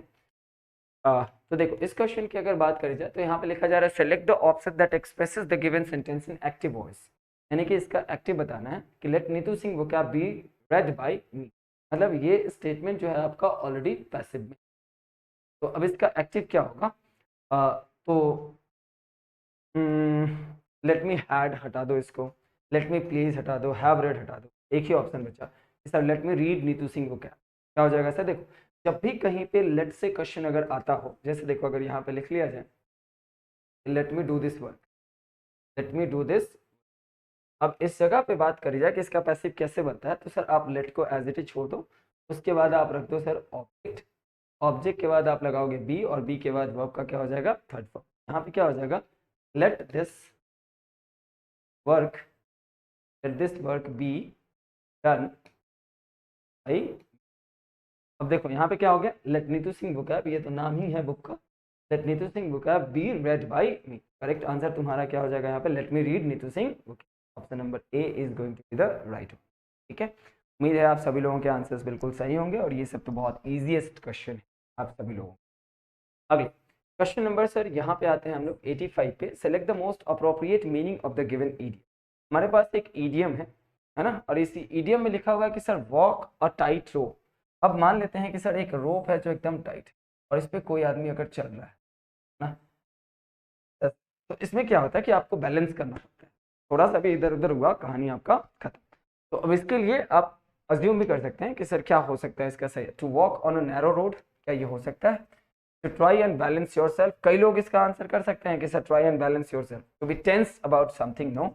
राइट आंसर हो जाएगा to act carefully in a difficult situation, है ना। अब देखो टाइट रोप है, किसी को अगर उस पर चलना है तो ऑब्वियसली बात है बहुत ही केयरफुल होगा कि कहीं कुछ हो ना जाए, गिर ना जाए, फिसल ना जाए। इस जगह पे जो राइट आंसर होगा उसका फिर से क्या हो जाएगा, D, to act carefully in a difficult situations. D is going to be the correct this particular question number 85। उम्मीद करते हैं कि आप सभी लोगों ने ठीक ठीक किया होगा और अभी तक की बातचीत आपकी ठीक चल रही है, ठीक है। बाय द वे, अगर आपको मैं यहाँ पे एक्सप्लेनेशन कर रहा हूँ, किसी को भी किसी पर्टिकुलर क्वेश्चन में अगर दिक्कत है, प्रॉब्लम है, तो आप कमेंट जरूर कर दीजिएगा। मैं कमेंट यूजुअली चेक करता हूँ कि अगर किसी बच्चे का कोई डाउट हो, कमेंट आया हो, तो मैं उस पर भी रिप्लाई आप लोगों का कर दूंगा, ठीक है। चलिए, अगले क्वेश्चन पे आते हैं, क्वेश्चन नंबर 86 पे। 86 की बात करी जाए, यहाँ पे क्या लिखा हुआ है, तो थोड़ा सा इस पॉइंट को हम लोग एक एक करके समझने की कोशिश करेंगे कि select the option that can be used as a one word substitute for the given group of words. यानी कि वन वर्ड सब्स्टिट्यूशंस की यहाँ पे बात करी जा रही है कि hospital for people with mental illness. वैसे हॉस्पिटल को हम लोग क्या कहते हैं, जहाँ पे मेंटल लोगों का ट्रीटमेंट किया जाता हो या इलाज किया जाता है, उसको सर हम लोग हैंगर तो नहीं कहेंगे। हैंगर जो यहाँ पे वर्ड यूज किया जाता है, इसका मतलब होता है कि ऐसा बिल्डिंग जो बनाया गया हो एयरक्राफ्ट को रखने के लिए, उसको हम लोग क्या कहते हैं सर, ड्रगिस्ट का मतलब होता है सर रिटेलर होता है जो मेडिसिन वगैरह सेल करता है, उसको ड्रगिस्ट कहते हैं। शेल्टर का मतलब होता है सर टेम्पररी प्लेस, है ना, टेम्पररी प्लेस जहाँ पे आप जा करके एक दिन के लिए या फिर कुछ समय के लिए क्या कर सकते हैं, रह सकते हैं, छुपने के लिए, बचने के लिए, स्पेशली जैसे बारिश का मौसम आ जाता है ना, तो आप शेल्टर में जा करके कहीं भी थोड़ी देर के लिए आराम कर सकते हैं। जैसे अभी देखो सब लोग हरिद्वार जाएंगे कावड़ लेकर के, है ना, तो वहाँ पे हर जगह पे देखोगे शेल्टर बना हुआ होगा उनके रुकने के लिए, है ना, उनको थोड़ा सा राहत देने के लिए कि जा रहे हैं कुछ। तो अब इस जगह पे जो मेंटल इलनेस की बात हो रही है, इसके लिए करेक्ट आंसर तुम्हारा क्या हो जाएगा, मेंटल अजाइलम, यानी A is going to correct answer. क्या बोलेंगे सर इसको, मेंटल अजाइलम। बातचीत सभी की क्लियर है, ये सुनो। अगले क्वेश्चन पे अगर हम लोग बात करें, हैंगर का मतलब होता है लार्ज बिल्डिंग एयरक्राफ्ट, एक ऐसा बिल्डिंग जहाँ पे एयरक्राफ्ट को क्या किया जाता है, रखा जाता है। ऑलरेडी मैंने बता दिया था। क्वेश्चन नंबर 87 की बात हो रही है यहाँ पे। 87 नंबर क्वेश्चन को एक बार मैं चाहता हूँ कि आप सभी लोग बहुत ध्यान से देखें। Select the grammatically correct sentence, कि वो सेंटेंस आपको बताना है जो ग्रामेटिकली क्या है, सही है। अब जैसे यहाँ पे आ रहा है कि sir Ragini Shankar plays the guitar with a melody, sir with a melody यहाँ पे लिखना ठीक नहीं है। चौथा देखते हैं, Ragini Shankar plays the guitar melodies, ये भी गलत है। Ragini Shankar plays the guitar with, भी गलत है। क्या हो जाएगा, Ragini Shankar plays the guitar melodious. Sir यहाँ पे बात ये हो रही है कि प्लेज है ना, प्लेज जो है एक वर्ब है और वर्ब को मॉडिफाई करने के लिए यहाँ पे हमें एक एडवर्ब चाहिए होता है, बाकी हर जगह पे सर ये राइट आंसर आपका यहाँ पे क्या हो जाएगा, बी। आप सभी लोगों ने किया होगा, B is going to be the correct answer this particular question, ठीक है। यहाँ तक की बातचीत आप सभी लोगों की होगी। तो आइए अगले क्वेश्चन पे आते हैं, क्वेश्चन नंबर 88 पे। क्वेश्चन नंबर 88 को देखा जाए तो लिखा जा रहा है कि sir sentences of a paragraph are given below in jumbled order, arrange the sentence in the correct order to form a meaningful and coherent paragraph. तो अब इस जगह की अगर बात करी जाए तो सही आंसर आप सभी लोगों को बताना है अरेंज करके कि क्या हो सकता है। सर देखो, सैलरी टैक्स पेयर से सेंटेंस की शुरुआत एडिशनली से हो सकती है, सर नहीं हो सकती। Salary tax payers and middle class are looking at the union budget for income tax relief announce particularly changes, ये भी नहीं हो सकता। यानी कि अगर देखा जाए दोनों ऑप्शंस की बात अगर करी जाए यहाँ पे, तो मुझे लग रहा है it should start with D. अब देखो अगर डी से स्टार्ट हो रहा है तो बाकी कोई ऑप्शन है सर, बी से तो नहीं हो सकता, ये भी नहीं हो सकता, ये भी नहीं हो सकता, एक ही ऑप्शन बचा। फिर भी एक बार पढ़ के देखते हैं कि budget will likely announce a record capital expenditure with particular focus on roadways and Indian railways, जिसमें पर्टिकुलर फोकस किस पे है, रोडवेज पे और इंडियन रेलवेज पे। एडिशनली द कॉमन मैन, अच्छा इसके अलावे जो है एडिशनली किसके साथ है, कॉमन मैन। कॉमन मैन के बाद अगर हम लोग बात करें तो फिर क्या आ जाएगा, salary tax payers and middle class are looking at the union budget for income tax relief announce, ठीक है। बी हो गया और बी के बाद क्या हो जाएगा, particularly changes in the new income tax regime which is now the default. अब लोग कह रहे हैं ऐसा कि डिफॉल्ट है, ठीक है। D A B C would be the right arrangement for this question. सभी लोगों ने जिसका आंसर आया है डी फॉर डॉग, उन सबका कहना बिल्कुल सही है, कोई दिक्कत इसमें नहीं। आइए अगले क्वेश्चन पे आते हैं, क्वेश्चन नंबर 89 पे, और इस क्वेश्चन को देखते हैं कि सर 89 में सही आंसर जो होगा वो क्या होगा। पहले बात को समझते हैं कि sir select the most appropriate option that can substitute the underlined segment in the given sentence. देखा जा रहा है कि sir Sonam's cat used to chase the mouse into the kitchen and knock through a tower of pots and pans. अब देखो यहाँ पे सोनम का कैट है, वो यूज टू मतलब चेस करती थी किसको, माउस को, into the kitchen and knock through a tower of pots and. Sir knock through यहाँ पे जो है वो यूज नहीं हो सकता, गलत है, क्योंकि यहाँ पे ऑब्वियस सी बात है कैट अगर किसी को चेस कर रहा है, जैसे माउस को, बिल्ली अगर चेस कर रही है किसको, माउस को, चूहे को, तो सर नॉक थ्रू का कोई मतलब नहीं है, नॉक इनसाइड भी नहीं हो सकता, नॉक अवे भी नहीं हो सकता, नॉक ओवर नहीं। नॉकआउट का मतलब क्या होता है, पुट समवन डाउन, और ऑब्वियस सी बात है उसको क्या कर देती है, गिरा देती होगी, है ना। तो knockout would be the right answer, knockout और टावर ऑफ पॉट्स, ठीक है। चेस करने में जो भी टावर ऑफ पॉट्स लगा होता था, जैसे होता है ना कि सर ऐसे ऐसे सबको क्या कर देते थे, नॉकडाउन कर देते थे, चेस करने में लग जाता होगा पैर पैर, ठीक है। तो इस जगह पे जो करेक्ट आंसर आप सभी लोगों का हो जाएगा that will be option number ए। उम्मीद है आप सभी लोगों की बातचीत बिल्कुल क्या होगी क्लियर। चलिए अगले क्वेश्चन की अगर हम लोग बात करें, क्वेश्चन नंबर 90 के बारे में, तो इस क्वेश्चन को भी एक दफ़ा मैं चाहता हूँ कि आप सभी लोग चेक करेंगे कि 90 का सही आंसर जो है क्या हो जाएगा। यहाँ पे लिखा जा रहा है कि sir select the most appropriate option that can substitute the underlined segment in the given sentence, यानी कि सेंटेंस इंप्रूवमेंट का क्वेश्चन है। If there is no need to substitute it, select no improvement. लिखा जा रहा है कि sir the annual seed festival hosted in Auroville promote sharing. Sir सबसे पहले यहाँ पे बात किया जाए, ये एक नाम है और ये सिंगुलर है, और अगर भाई साहब ये सिंगुलर है तो यहाँ पे वर्ब प्रमोट्स होना चाहिए, बाकी के तीनों ऑप्शन में देखो प्रमोट्स लिखा होगा। अब अगला पॉइंट देखोगे तो यहाँ पे आ रहा है सर नॉलेज। नॉलेज जो वर्ड है सर ये एक नाउन है, यानी कि नाउन के पहले यहाँ पे क्या आना चाहिए सर, ये एडजेक्टिव। तो ये बातचीत अगर देखा जाए तो ट्रेडिशनल नॉलेज ये भी ठीक है ना। यहाँ पे ट्रेडिशनली है, ये हटा दो, ट्रेडिशन है ये हटा दो सर, ये तो एडवर्ब की तरह काम करने लग जाएगा, ट्रेडिशनल एडजेक्टिव की तरह काम करता है। किसी भी वर्ड के लास्ट में अगर ए एल प्लेस्ड हो, ओ यू एस प्लेस्ड हो जाता है, तो यूजुअली वो क्या हो जाता है, एडजेक्टिव हो जाता है, ठीक है। तो ये दोनों ऑप्शन एलिमिनेट हो गए, तो एक ही ऑप्शन बच रहा है जिसमें क्या है सर, प्रमोट्स। राइट आंसर तुम्हारा क्या हो जाएगा यहाँ पे, सी, promotes sharing of traditional knowledge and sustainable farming practices, ठीक है। C is going to be the correct answer for this particular, right।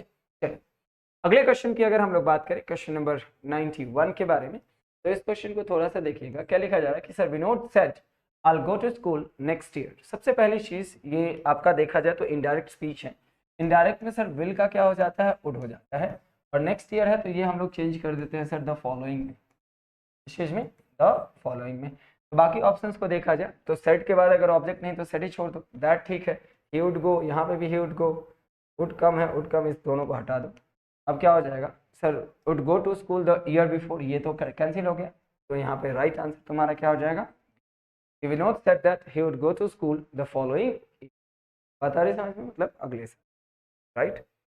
91 के बाद अगर हम लोग बात करें क्वेश्चन नंबर 92 के बारे में, तो मैं चाहता हूँ इस क्वेश्चन को आप लोग सभी लोग बहुत ध्यान से समझेंगे।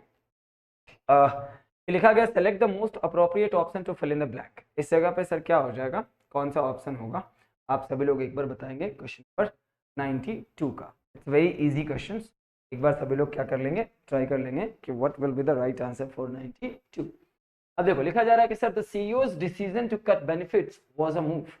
अब क्या सर ह्यूमरस मूव तो नहीं हो सकता ना, ह्यूमरस का मतलब होता है सर फनी, लेबोरियस भी नहीं हो सकता, मेहनती। ह्यूमरस का मतलब क्या हो गया सर, फनी। लेबोरियस भी नहीं हो सकता। अब दो वर्ड बचा सर, रिगरस और हार्श। रिगरस का मतलब होता है सर स्ट्रिक्ट, स्ट्रिक्ट मूव तो नहीं हो सकता, हार्श जरूर हो सकता है।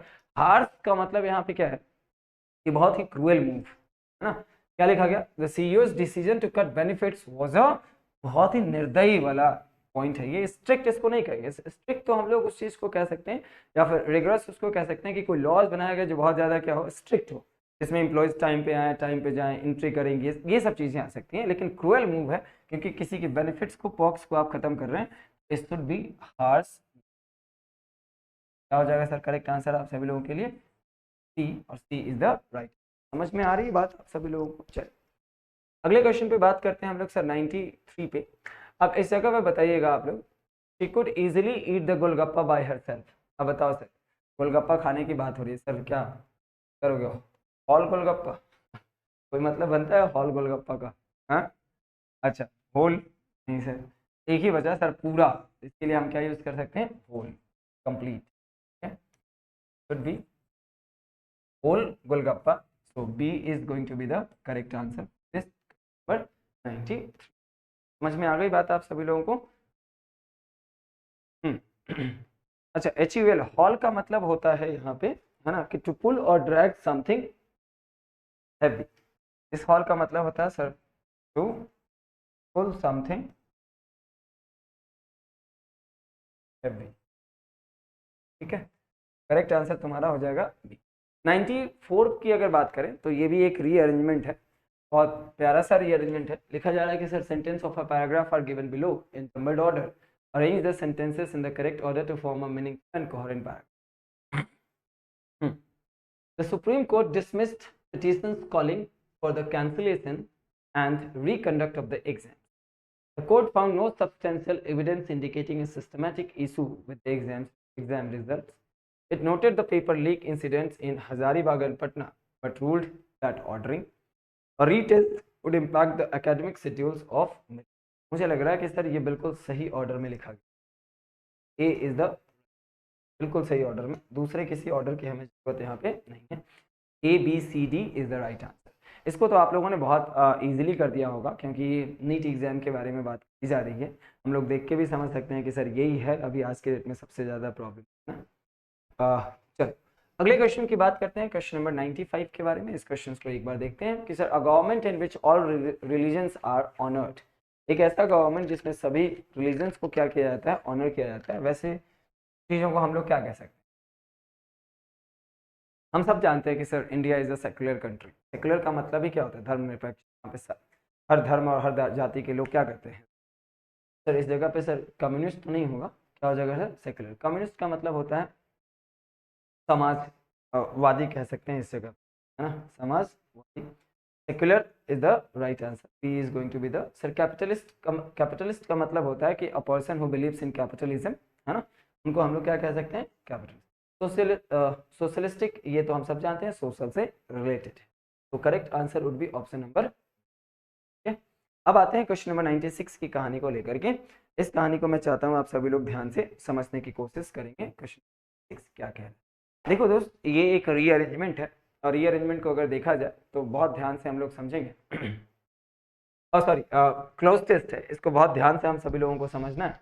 लिखा जा रहा है in the following passage some words have been deleted, read the passage carefully and select the most appropriate option to fill in each. लिखा जा रहा है कि sir romantic poetry is a literary movement that emerged in the late 18th century and continued through the mid century. It is by an emphasis on emotions. अब it is what? Sir सबसे पहली चीज़ अगर यहाँ पे लिखा जाए, बातचीत को समझा जाए, तो अगर इसका यूज कहीं पे भी किया जा रहा है तो इसके बाद या तो V1 प्लस ING होना चाहिए या फिर होना चाहिए V3। V1 प्लस ING जब सेंटेंस तुम्हारा एक्टिव में हो और पैसिव में हो तो क्या यूज करोगे? V3। अब देखो यहाँ पे क्या आ गया? By an emphasis on emotions, imaginations and individualism. इसका मतलब सीधा समझ में आ रहा है कि ये स्टेटमेंट किस चीज में? दोस्त पैसिव में। और पैसिव में है तो हमारा जो सही आंसर होना चाहिए, मतलब कि थर्ड फॉर्म होना चाहिए।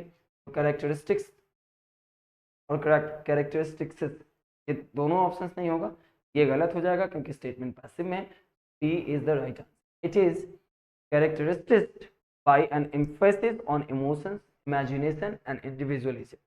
Romantic poets sought to express their innermost thoughts. अब जो भी romantic, आप क्या समझ सकते हैं यहाँ पे? poets जो होते हैं वो उनके अंदर का जितना भी thoughts होता है वो बाहर लेकर अपने poetry से। अच्छी तरह समझ में। अब देखो, poets sought to express their innermost thoughts and feelings through their poetry. तो देखो यहाँ पे आ ही गई बात कि अपने पोएट्री से अपने इमोशंस को क्या करते हैं? बाहर निकालते हैं। ठीक है, often exploring such as love. अब ऑफन एक्सप्लोरिंग व्हाट? सर यहाँ पे आ रहा है सर थीम्स, प्रॉब्लम्स, आर्गुमेंट्स और कंसर्न्स।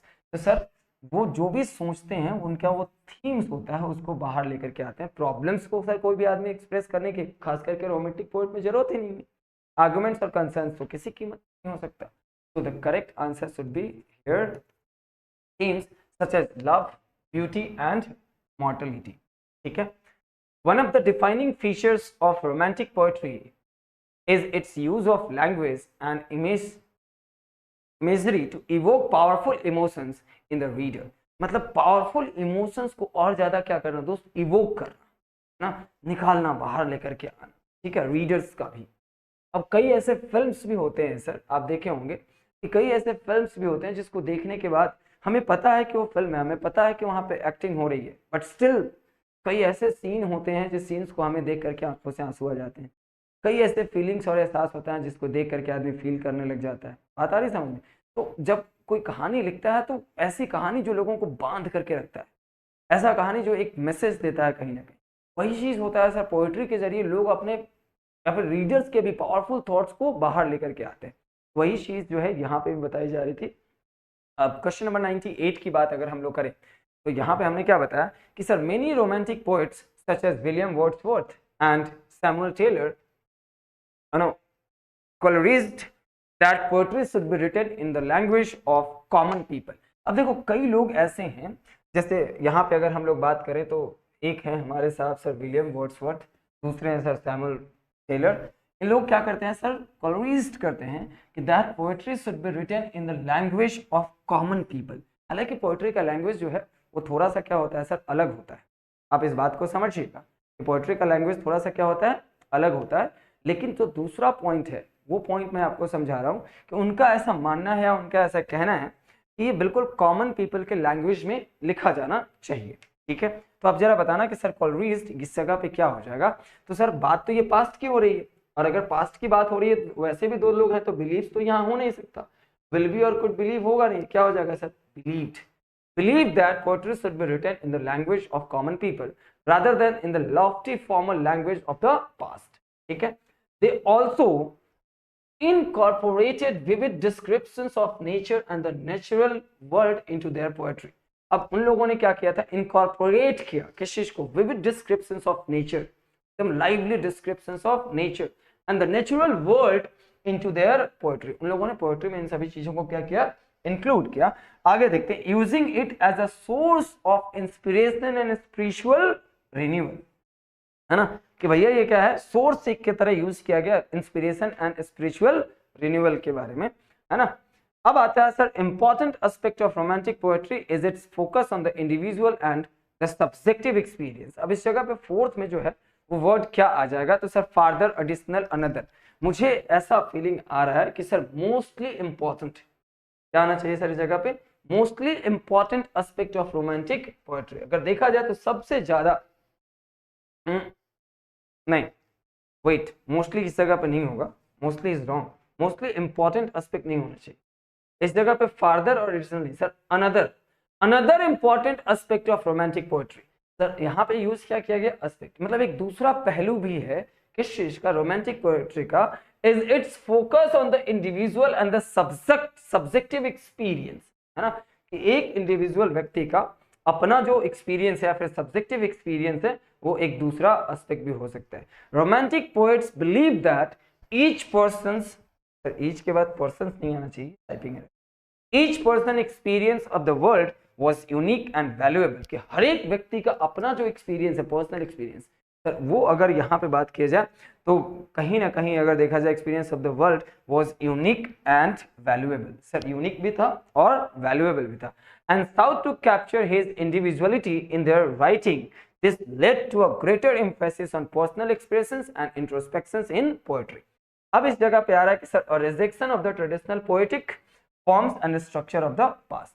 तो चौथा पांचवा पॉइंट जो है इस जगह पे क्या आ जाएगा, तो सर यहाँ पे लिखा गया this led to a greater emphasis on personal experience, personal expressions and introspections in poetry। कि सर कहीं ना कहीं पर्सनल एक्सप्रेशंस की बात करी जाए या इंट्रोस्पेक्शंस की बात करी जाए, आत्ममंथन की बात अगर करी जाए इन पोएट्री, तो सर क्या हो सकता है कि a rejection of the traditional poetic forms and structure of the past। तो सर अगर 100 की बात करें तो इस जगह पे क्या आ जाएगा, it should be a rejection, तो सर whereas therefore but नहीं, क्या हो जाएगा, as well as a rejection of the traditional poetic forms and structure of the past। बोलो, यहाँ तक की बातचीत जो है हमने टोटल 76 से लेकर के 100 तक के क्वेश्चंस को आप सभी लोगों के सामने रखे। अब जो पॉइंट है इस पॉइंट को अगर एक दफा हम लोग समझने की कोशिश करें। बहुत इजीली और ध्यान से हमने सभी क्वेश्चंस को देखा एक एक करके। उम्मीद है आप सभी लोगों ने बेहतर किया होगा, है ना। आप लोग अपना अपना आंसर्स मैच कर लीजिएगा। Just hope for the best. We'll see you soon into the next solution. Right? Thank you so much, everybody. Thanks a lot.